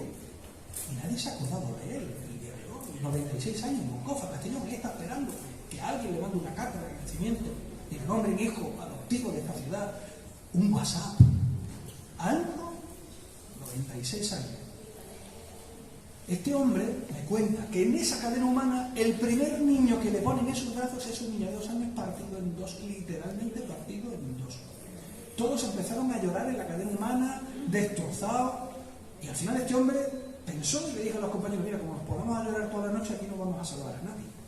Entonces se recomponen todos y empiezan a seguir bajando niños. Otro marinero, que es José Marroquín Roldán, que está en el puerto de Santa María, ya está esperando la muerte, según me cuenta hoy su hija. Ya le queda muy poco. 96 años tampoco, también está esperando el WhatsApp. Alguien que le diga desde aquí: gracias por lo que hicisteis. Ya no digo nombrar al hijo adoptivo, un WhatsApp. José Marroquín Roldán pidió en la mañana del 18 de agosto, ahí está al pie del documento, 18 de agosto del 47, piden permiso de 1 semana. Él trabajaba en lancha rápida, justamente allí. El segundo almacén de minas. Lancha rápida es el segundo almacén de minas. Ellos veían las minas, las tocaban todos los días. Y esa mañana pide un permiso y se lo dan. Se va al puerto de Santa María y desde el cine del puerto de Santa María ve la explosión y el hongo. A la mañana siguiente le mandan venir y empieza a desescombrar toda la calle, todos los salatos. Después de hacer todo el trabajo, durante 2 meses permanece ingresado inmóvil, quieto, porque la impresión que le ha causado le ha provocado tal estado que no se podía ni mover. Él veía personas pero no podía ni hablar ni moverse en el hospital. Tenía una crisis de ansiedad. Se salvó la vida y a su compañero Tudela, su amigo Tudela, que era sanluqueño, le dice a Tudela: esta noche la guardia te la vas a hacer tú, la que me toca a mí la vas a hacer tú. Tudela hizo guardia en lancha rápida. Tudela murió bajo los escombros de lancha rápida. En lugar de su muerte, el destino quiso que él se librara de su compañero. La Guardia Civil hizo un trabajo extraordinario. Se hundió por completo el cuartel de San Severiano. Algunos de ellos heridos muy gravemente, pero tenían que actuar. Se forma un equipo de guardias civiles cuyo encargo es controlar el perímetro de la zona siniestrada para que nadie entre en el interior. Y entre ellos, el guardia civil Casablanca Ramos y sargento Casas Marcilla. Algunos de ellos murieron muchos años después por las secuelas que le dejó la explosión. ¿Y qué decir de la clase médica? Aquí tenemos los nombres de algunos de ellos. Fernando Muñoz Ferrer, que ginecólogo insigne en Cádiz. Yo lo conocí en vida, aunque él nunca me reconoció, nunca me presenté. Yo lo vi, él paraba mucho del casino militar. Y decía que uno de los niños atendió a muchas mujeres después de la explosión, uno de los niños muertos tenía la huella como de una barra de hierro que había golpeado en el vientre del feto de la madre, nació muerto. Joaquín Flores Sevilla fue el que se inyectó el suero aquel que dicen que mató a Manolete, que vino de Noruega. Dice, la misma sangre que mató a Manolete es la misma con la que por poco me mato yo para probar si era la sangre lo que había enfermado a la chica que él estaba atendiendo, la que hizo primero la transfusión, que daba unos brincos de dolor, y si por poco me mato yo. Y efectivamente comprobó que la sangre estaba mal estado y la retiraron en casa. Venancio González García estaba en el interior del hospital de Mora recibiendo a todos los heridos, y uno que venía con un dolor fortísimo en el vientre decía, ay doctor, Dios mío, de verdad tengo un dolor tan grande que yo no sé si en algún momento me voy a desmayar. Dice, el hombre se desmayó cuando se abrió el cinturón y sacó parte del paquete intestinal. Así es como llegaron los heridos a los hospitales. Salvador Ramírez recordaba que a Juan de Udero, este fue el que intervino a Juan de Udero cuando se le clavó la estaca, le dice a Juan de Udero le asomaba un trozo de pulmón y la propia estaca. Y Jacinto Maqueda Domínguez, que fue uno de los médicos militares a los que le llaman, vamos a acudir a San Severiano, que allí tenemos heridos que hay que atender. Y dice, conforme nos fuimos acercando, lo único que veíamos es una gran desolación. Esa es la imagen que ellos veían, tanto en los hospitales como fuera. A Horacio Echevarrieta se le culpó de ser el responsable de que en los laboratorios de Echevarrieta, que apenas tenían nada, se estaban haciendo experimentaciones con bombas nucleares. Pero ¿se puede ser más miserable? ¿Se puede ser más miserable? A veces pienso que no, pero cada día me sorprende y es verdad que sí, que se puede superar. ¿Se puede decir eso? Echevarrieta, aparte de las flores que le dio, detalle que le dio a la mujer de Murguía, la compra del astillero, que ha sido el que ha levantado la industria naval, porque esto es herencia de Echevarrieta, había vendido toda su flota mercante para comprar el astillero. Horacio Echevarrieta le dieron por el astillero 10 millones de pesetas. No pudo seguir adelante, no pudo remontar la situación, no le pagaron nada, tuvo que pedir unos préstamos para reconstruir un astillero que él no había destruido. Pedir unos préstamos para reconstruir su propio astillero, con unos créditos bajos, con unos intereses bajos, pero no pudo pagar ni siquiera unos intereses bajos. Y Horacio Echevarrieta tiene que entregarle el astillero a Echevarrieta, al INI, al Instituto Nacional de Industria, por 10 millones de pesetas. ¿Saben ustedes cuánto le costó en los años 20 el rescate de los soldados del desastre de Anual, que estaban malviviendo en cárceles de Marruecos? 4 millones de pesetas pagó Echevarrieta de su bolsillo para el rescate de las tropas marroquíes que lucharon y pelearon en Anual. Bueno, pues a cambio le dan 10 millones de pesetas. A ver si no es una diferencia. Mariano de las Mulas Mesones fue el juez instructor de la jurisdicción ordinaria, el que lleva a cabo la investigación. Toma declaraciones hasta el propio Fernando Bárcena, que había sido alcalde antes de que llegara a las minas submarinas. Este hombre decía, ningún hombre debe morir, lo repetía constantemente en todos los encuentros con amigos, ningún hombre debe morir. ¿Saben dónde le sorprende la guerra civil a Mariano de las Mulas Mesones, que era un abogado recién licenciado en 1936 en Madrid? Y unos milicianos se acercan a su casa para que participara de unos tribunales populares. Y él dijo que no, porque ningún hombre debe morir. Se quitó de en medio. Y buenamente aparece en Cádiz en 1947 y le vemos aquí un abogado ejerciendo de juez, porque había recibido no el encargo, sino que él estaba en una lista de interinidad, de forma que siendo abogado podía sustituir a un juez en un tiempo de interinidad. El juzgado de San José estaba esperando que tomara posesión Guillermo Wilhelmi, y él, entre tanto, era el juez. Y en esa interinidad le toca llevar el sumario de la causa de la explosión. Hizo un trabajo espectacular. Yo creo que en ese mes que llevó la causa no durmió, pero ni sábado ni domingo. Nada más que hacía tomar declaraciones, inspecciones oculares, y entre ellas Fernando Abárzuza, que se había entrevistado con todos los alcaldes de la ciudad, que le había exigido a Ramón Magacino que se llevara las minas de aquí, que en 1944, cuando vino el ministro de Marina,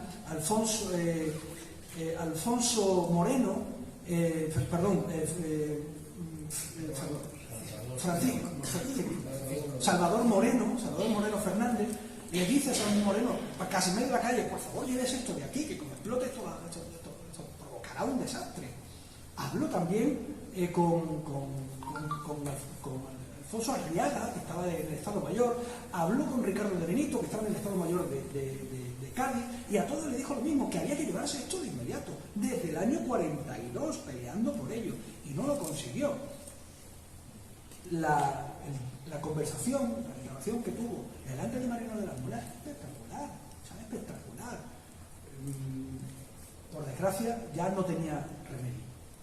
José María Temán, también con su luz y su sombra, también se encargó aquel día de tomar nota en los hospitales de la gente que iba ingresando, porque no había gente ni siquiera para tomar los nombres de las personas que ingresaban a los hospitales. Y él con su familia se traslada allí y efectivamente se dedican a eso. Forma parte de esa reunión que el día 20 de agosto de 1947 por la tarde se celebra en el Ayuntamiento de Cádiz con todas las fuerzas vivas de la ciudad, incluidos los intelectuales, y entre todos elaboran una carta en la que el día 20 de agosto le piden al jefe del Estado una reparación moral inmediata por las causas y las consecuencias de la prisión. Todavía estamos esperando 75 años después a que venga un ayuntamiento a recordar lo que el ayuntamiento dijo hace 75 años. Queremos una reparación moral. Y la reparación moral es que se reconozca la responsabilidad, no pasa nada, sabemos que hay un accidente. Un accidente que está en un contexto que casi lo explica. Pero que se reconozca. Porque si no se reconoce la responsabilidad del accidente, seguiremos hablando de que han sido los comunistas. No han sido los comunistas, no han sido los anarquistas, no han sido los elementos opuestos al régimen, no ha sido Etxebarrieta, no ha sido la experimentación nuclear, ni la Alemania nazi. Ha sido un accidente militar. Ya le ha pasado otras veces. No pasa nada porque se reconozca hoy en día. De hecho se reconoce, pero no oficialmente. Se reconoce internamente. Se reconoce cuando hablamos con toda honestidad, fuera de micrófono y fuera de un ámbito público. España se portó extraordinariamente bien. La ayuda humanitaria viene de todas partes. Aquí tenemos el puerto de Barcelona, el Ebro, destino Cádiz, con todos los víveres, ropa, leche, garbanzo, todo lo que se necesitaba en Cádiz. Como este vienen muchísimos buques.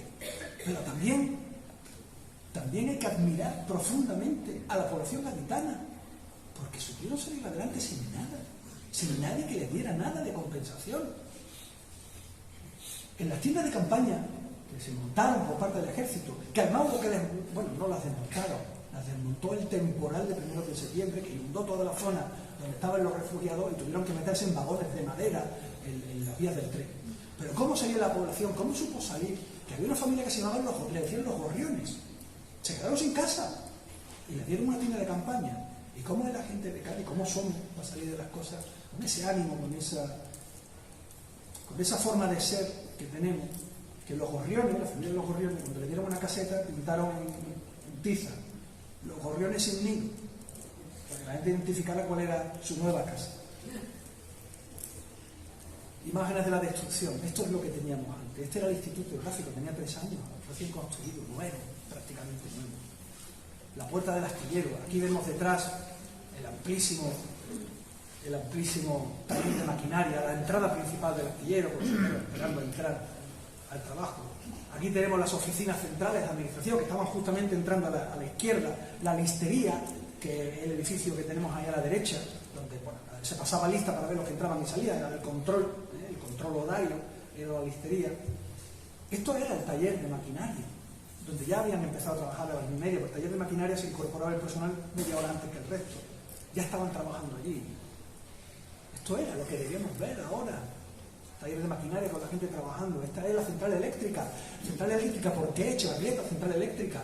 Fíjense, nosotros estábamos experimentando con la Alemania nazi con bombas nucleares y no teníamos ni luz eléctrica. Pero no sé cómo se hace eso. Sería un milagro, ¿no? Sin luz eléctrica no había electricidad para toda España. Había que repartírsela por tiempos. Bueno, ahora estamos casi igual. Bueno, pues la central eléctrica, con un grupo electrógeno custodiado por 2 trabajadores, es la que daba luz a toda la factoría, para que la factoría trabajara las 24 horas, para que a nadie le faltara un jornal. ¿Vale? Esto es lo que tendríamos que ver. Las gradas del astillero, al fondo el taller de calderería. Las gradas siguen visibles. Vayan ustedes a las barreras de astilleros y al fondo, cuando uno se asoma a la bahía, van a ver todavía el resto de de lo que queda de aquellas gradas que fue, le digo, lo más importante de Echevarría era construir un barco, no repararlo. Él quería construir barcos, como construyó el J. Sitio, el Esmeralda y otros muchos. Aquí vemos la Dúa que compró en Italia, y decían la machina porque era italiana, la máquina. Y el taller de calderería que estaba justo detrás, que por cierto, las dos personas que se dedicaban a cargar el combustible de la central eléctrica murieron, que aparecieron muertos, que los vio Pascual Pérez Junquera, y los vio el almirante Estrada, y los vio el director de astillero. Al entrar vio los dos cadáveres de los que se dedicaban a reponer el combustible justo al lado de los motores. Este era el taller de calderería. Esto era realidad, pero esta imagen ya es espectacular. Estoy en los años 30. Dice, bueno, ¿qué tiene de espectacular? Ahí están todos los talleres al fondo del astillero, pero esto que tenemos en primer plano es la Fábrica Nacional de Torpedos, que está en construcción. Está en construcción. Estamos hablando de 1934. Pero es que el almacén de minas número 1 es este que aparece aquí, que tiene este tejadito metálico, que se ve todavía un andamiaje ahí. Están construyendo el almacén de minas número 2, que va a explotar en 1947. Su visión iba a ser otra, era una nave industrial. Y ahí es donde se almacenaron las minas. Tuvo otro destino diferente al que quiso Echevarrieta, porque Echevarrieta no se conformó con un astillero. Quería tener una fábrica nacional de torpedos para producir carcasas de torpedos y venderlos al extranjero con ingeniería alemana. De ahí que se explique la presencia de los alemanes aquí. ¿Por qué con ingenieros alemanes? Porque él no era tonto. Después de la Primera Guerra Mundial, Alemania no podía fabricar nada, lo tenía prohibido por el convenio del Tratado de Versalles. No podía fabricar barcos de guerra, no podía fabricar armas, nada. Y Echevarrieta dice, pues yo me traigo aquí ingenieros alemanes, me traigo las patentes alemanas, a coste cero. Y me traigo toda la tecnología, porque él pasó del remache naval, pasó a la soldadura, con lo cual aliviaba el peso de los barcos. Y venía de tener buques mercantes, y estaba construyendo un astillero súper moderno. Y además, no conforme, quería fabricar carcasas de torpedos, hasta que se paró esa producción entre el año 34 y el año 36. Y quedó como un terreno baldío, sin uso. La casa cuna, que la hemos visto muchas veces destruida, pero entera. Aquí está la casa cuna, aquí están los niños. 199 niños había el día antes de la explosión de Cádiz, y este es el aspecto que tenía. Era un edificio señorial. Y del sanatorio, que podemos decir, era la capilla de San Severiano. Aquí se ha casado mucha gente, y han hecho la comunión.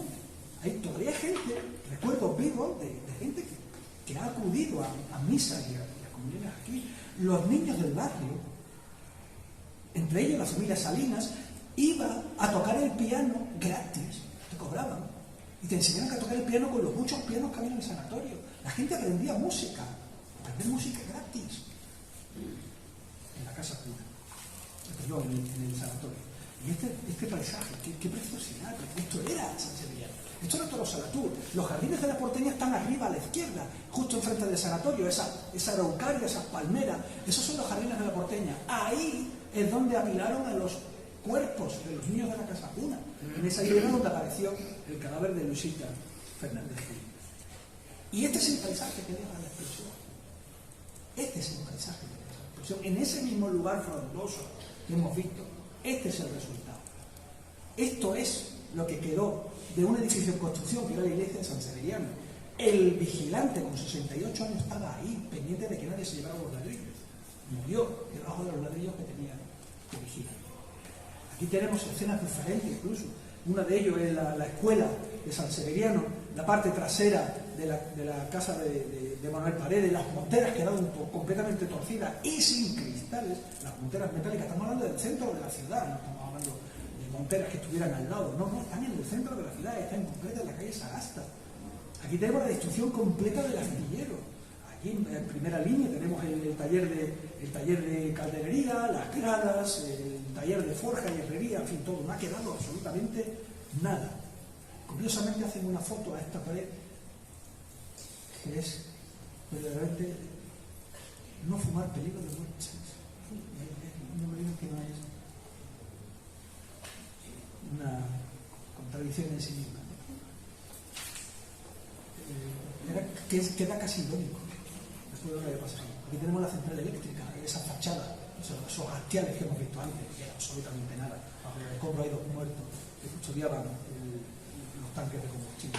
Esta es la parte de los soldados de marinería, de lo que quedó de la Fábrica Nacional de Torpedos. Aquí muere el padre de Juan Cejudo y Alejandro Barahona, que estaban comiendo aquí, ahí mueren. Esto es lo que queda del sanatorio, prácticamente partida en dos. La fachada del sanatorio, madre de Dios. Esto es lo que queda de la casa cuna. Tenía 2 plantas, pero la planta que está a la derecha de la imagen, la segunda planta no existe, ha volado. Ahí es donde estaban los niños de 2 años, de 11 meses, de 2 meses, de 3 años. Las cuidadoras de los niños, que siempre dormían con los niños, y las monjas, las cuidadoras y los niños, era todo uno. Todos estaban ahí, son los que mueren. No mueren los niños de más edad que los niños que llegaban hasta esa edad de los 2 años. Y por último, después de este recorrido, que menos que un agradecimiento a los que han mantenido vivo este recuerdo, con su trabajo, con su esfuerzo. Todos los investigadores que han escrito algún libro, alguna publicación, que se han esforzado por esclarecer la verdad de lo que ocurrió. Miguel Ángel García Díaz, Jesús Núñez Calvo, muchísimo sobre la Guardia Civil, muchísimo sobre la actuación del Tercio Sur, en particular de Antonio Ristori, que era el teniente coronel que vino con ellos. Es decir, de Miguel Ángel López Moreno, que sin él seguiríamos sin saber cuáles son las causas de la explosión. Es el verdadero, digamos, él es el responsable de que hoy tengamos un motivo para pedir con más razón la reparación moral que se pidió hace 75 años. José Luis Gutiérrez Molina, que ha escrito mucho sobre Echevarrieta y la destrucción de los astilleros de Echevarrieta. Juan Antonio Fierro Cubiella, que acaba de escribir también otro libro, porque sabía que era el 75 aniversario, y los investigadores tenemos que hacer algo hay que escribir, algo hay que decir. Y que puedo decir ya de Pepe Marchena Domínguez y sobre todo de José Antonio Hidalgo Viaña. José Marchena Domínguez, porque publica uno de los libros que no lo tenemos aquí, pero uno de los libros que publica la Universidad de Cádiz, que por cierto también está desaparecida, tiro de la oreja, también, que tenemos una universidad, y creo que esto es motivo para llevarlo a la universidad. ¿Vale? Si esto no es un motivo para llevar una línea de investigación a la universidad, no sé qué líneas de investigación vamos a llevar en Cádiz. Pepe Marchena Domínguez lo hizo en el año, cuando se cumplía 50 años, en el año 1997. Y con él se publica también el libro de José Antonio Hidalgo Viaña, que es el que me inspira a mí a seguir. 1997. Y es el que ha mantenido vivo el recuerdo de la explosión en Diario de Cádiz, además de la voz de Cádiz. Pero sobre todo José Antonio Hidalgo Viaña, porque él ya estaba implicado con la explosión de Cádiz. Y por supuesto, por último, un recuerdo que no podemos omitir: Jesús Arcadio Martínez, representante sindical, amante de la historia naval, el que ha recuperado todo el material de Echevarrieta, el que me enseñó las fichas de los trabajadores astilleros, que la custodiaba a él, con los libros de registro de astilleros de Echevarrieta. Sin él no tendríamos una gran parte de la historia de esas vidas, de esas personas, de esos obreros, porque Cádiz es Cádiz obrera, Cádiz es un Cádiz obrero. La explosión afectó a todo el mundo por igual, pero sobre todo afectó al mundo obrero. Y gracias a él tenemos un recuerdo importante de esas personas. Es decir, hemos convertido, gracias a personas como ellos, las cifras, podemos decir las cifras del franquismo, o las cifras de hoy en día. Hoy se habla de cifras, díganme las cifras de la pandemia, son cifras, somos cifras, da igual si el franquismo, democracia, somos cifras después de una catástrofe. Y nosotros queremos convertir las cifras en nombres y apellidos y en vidas que se perdieron, que se cortaron, que son personas que no han vuelto a pasear con sus hijos, hijas que no han conocido la cara de su madre. Eso es la explosión de Cádiz. Y si después de 75 años esto no es que nos dé pena, si no nos da indignación, si no sabemos hacer nada más que una ofrenda floral, mal andamos. ¿Qué nos espera? Seguiremos siendo cifras, números el resto de nuestra vida. Yo estoy indignado verdaderamente hoy, pero al ver la presencia de ustedes, la verdad es que me llevo otra sensación. Hoy por lo menos no me voy a acostar amargado. No me voy a acostar, gracias a ustedes, porque cada uno está vale por 1000, lo he dicho antes. Luego son miles de gaditanos implicados con esto, y esto por lo menos nos da a nosotros ilusión para proseguir. No quiero olvidarme tampoco de la prensa, de los medios de comunicación, porque nunca han faltado desde el primer día. El primer día vinieron los fotógrafos de Madrid, entre ellos Aro Teclen, rompieron cámaras Se rompieron cámaras contra el suelo para que no grabaran más imágenes. Se les pidió, se les exigió a todos los fotógrafos que no publicaran fotos donde aparezcan cadáveres. Y efectivamente nunca verán una foto en la que aparezca un cadáver, salvo uno que se custodia en el archivo histórico municipal. Y gracias a ello hoy tenemos Explosión de Cádiz, tenemos recuerdos. Hemos llegado al Confidencial, hemos llegado a Televisión Española, hemos llegado a Canal Sur. Le hemos dado voz, imagen a la Explosión de Cádiz a nivel nacional. Y lo de la UME es para quitarse el sombrero. En la formación maquinal de la UME, en todos los batallones de la UME en España. Con eso yo me quedo hoy. No nos recompensa, pero por lo menos tenemos una ilusión que nos va a servir para mantener este recuerdo el resto del tiempo. Y sé que la política hace mucho trabajo y creo que nos debe hacer reflexionar también en el ámbito de la política a que sigamos apoyando esto, como se hizo tiempo atrás, y creo que deberíamos tener esa esperanza para el futuro. Así que espero que haya sido una conferencia llevadera a pesar del tiempo y a pesar del espacio y a pesar de que algunos tengan el tiempo de presencial del espíritu, pero vaya esto en memoria de las víctimas de la lucha. Muchas gracias.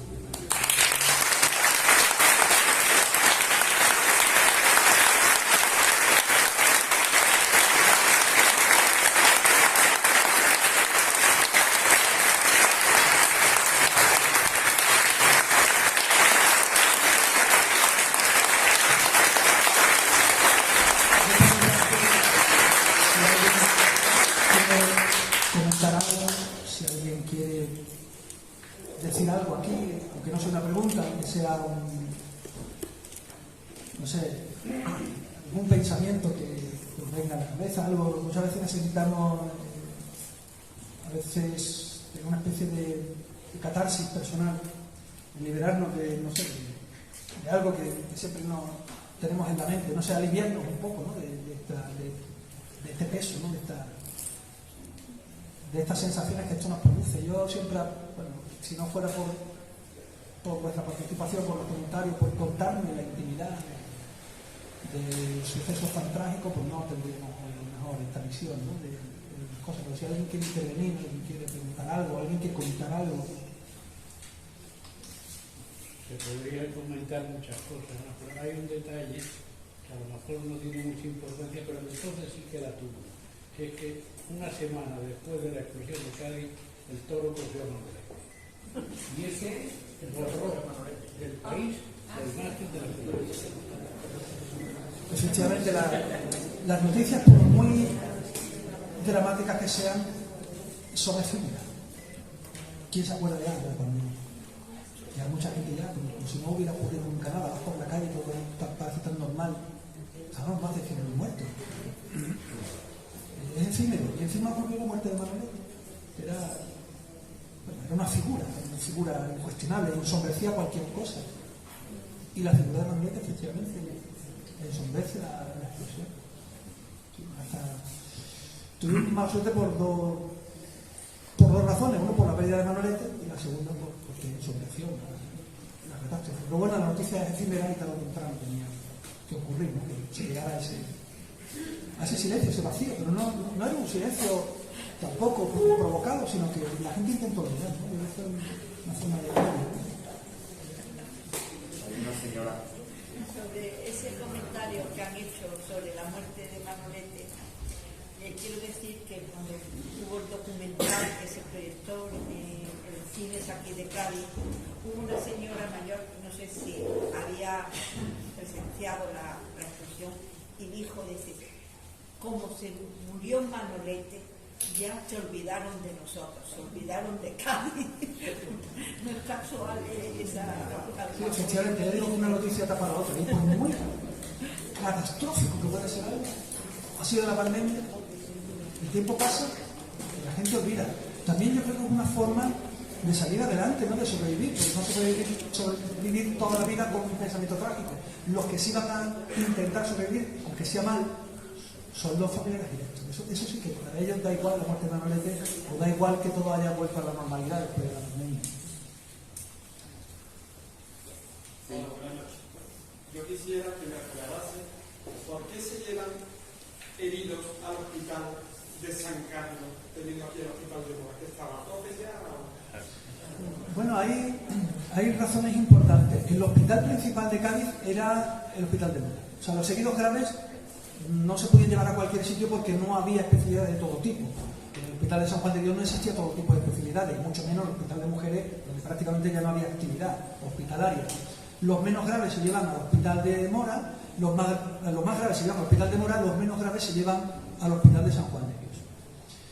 Pero los militares habían venido de San Fernando con sus camiones y ellos sabían que tenían otro hospital, con lo cual, para no saturar el hospital de Mora, a todos los que ellos podían se los iban llevando al hospital de San Carlos, donde tenían todas las especialidades, tenían además médicos militares, y los graves se llevaron al hospital de San Carlos, muchos vivieron allí, y otros se llevaron al hospital de San José, los menos graves, y a los leves los llevaron al hospital de la Cruz Roja de San Fernando. Es decir, en San Fernando hubo 3 hospitales.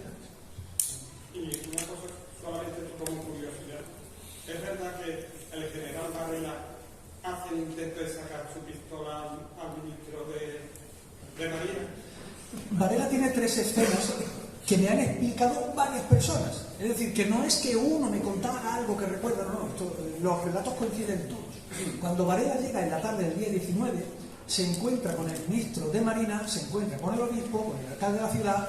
Primero van a recorrer los terrenos, bueno,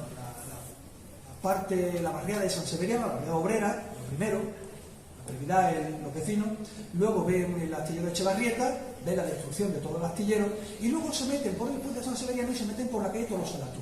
Cuando llegan a la altura de la casa de Manuel Paredes, hay una niña pequeña con 14 años, que se llama Pepita Fernández Gil, la que le dice a su madre: mamá, que la niña haya aparecido. Esa está delante de los escombros esperando que se lleven el cadáver de su madre. Y delante aparece Varela, acompañado del ministro. Y Varela la ve, se acerca, se arrodilla delante de ella y le dice: ¿qué te ha pasado? Dice: nada, que mi hermana se ha muerto. Y le dice Varela, en voz alta, para que se entere el ministro: no, tu hermana no se ha muerto. A tu hermana la han matado. Claro, ya era el primer tirito que tiraba al ministro, que venía justamente detrás. Van hacia el cementerio, claro, ahí van directo hacia la puerta del Instituto Geográfico y de ahí seguido todo hacia adelante, hacia, luego ya posteriormente al cementerio de San José. Entra por la puerta y ya los cadáveres olían, claro, en agosto. He dicho que algunos llegaron al hospital con los intestinos colgando. Así llegaron también al cementerio. Aquello empezó a oler inmediatamente, a pleno sol, con 30 y tantos grados. Varela fue levantando las sábanas que cubrían los cadáveres de uno en uno para verle la cara a cada uno de ellos. El ministro detrás llevaba un pañuelo en la mano, que además se ve en la fotografía de la época, el pañuelo lo llevaba en la mano, para tapárselo en mis por el olor. Cuando el ministro de Marina dice: hay que ver cómo huele aquí a muerto, y Varela, segundo tiro, pero es tiro verbal, le dice: pues esta gente que ve usted aquí, hace 3 días olían a rosas. Esto había ocurrido en la mañana del día 20 de agosto de 1947, en el amanecer del 20 de agosto de 1947. 3 días antes, efectivamente, olían a rosas. Y ya el ministro, ya después de los 2 tiritos que le había pegado, ya es cuando ya el ministro ya no aguanta más y dice: joder, no es para tanto. Entonces cuando Varela le contesta que no es para tanto, señor ministro, usted es un cabrón. Y ya cuando ahí se intentan enfrentar el uno al otro. Varela que llevaba las manos pegadas al cuerpo, intenta levantar las manos para cogerlo del cuello. Y hay gente que interpretó que estaba cogiendo la pistola. Varela no llevaba pistola, nunca llevaba pistola, mucho menos en el uniforme con el que él llevó a cabo. No llevaba pistola. Y en la foto de la época, las revistas se me reseñan perfectamente, no lleva ninguna pistola en la cintura. Pero el ademán que hizo fue el de agresión, el de intento de agresión al ministro, es lo que hizo pensar a la gente que sacó la pistola para pegarle un tiro. Hay gente que lo dice, pero no es posible porque efectivamente Jesús Núñez me lo comentó y efectivamente lo vimos en la foto y nunca llevaba pistola.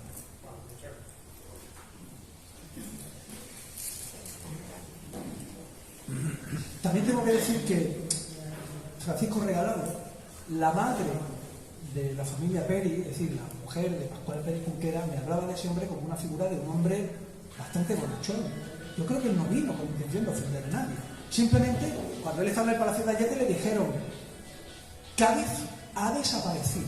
La frase que se escuchaba en todos los medios de comunicación, en todo, Cádiz ha desaparecido. Esta es la noticia que le llevan al general Franco. Le dicen: Cádiz ha desaparecido. Y él viene pensando que no se va a encontrar nada. Claro, cuando ve, hombre, todo no ha sido destruido, claro, él se alivió de tal manera que le dice a Varela: hombre, no es para tanto como yo pensaba que me iba a encontrar. Claro, Varela lo interpretó de esa manera, es cuando tuvo esa respuesta. No sé si hay alguna pregunta más. Pues bueno, José Antonio, Miguel Ángel, yo creo que no nos puede sin palabras. Yo creo que ha sido, en fin, una conferencia magistral y bueno, yo creo que habéis ilustrado perfectamente los hechos, las circunstancias, el motivo y bueno, y cómo hemos llegado hasta hoy y bueno, aquí están tus publicaciones para todos aquellos que quieran saber más sobre esta catástrofe, que Dios quiera que nunca se vuelva a repetir y que bueno, aquí está la investigación, aquí está el archivo también para seguir investigando y nada, muchas gracias, buenas noches a todos y gracias de nuevo.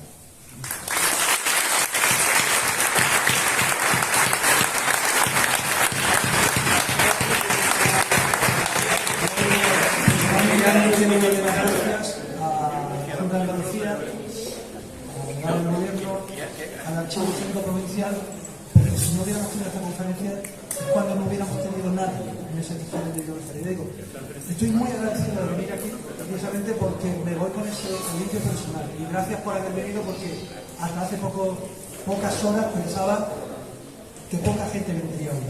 Así que muchísimas gracias.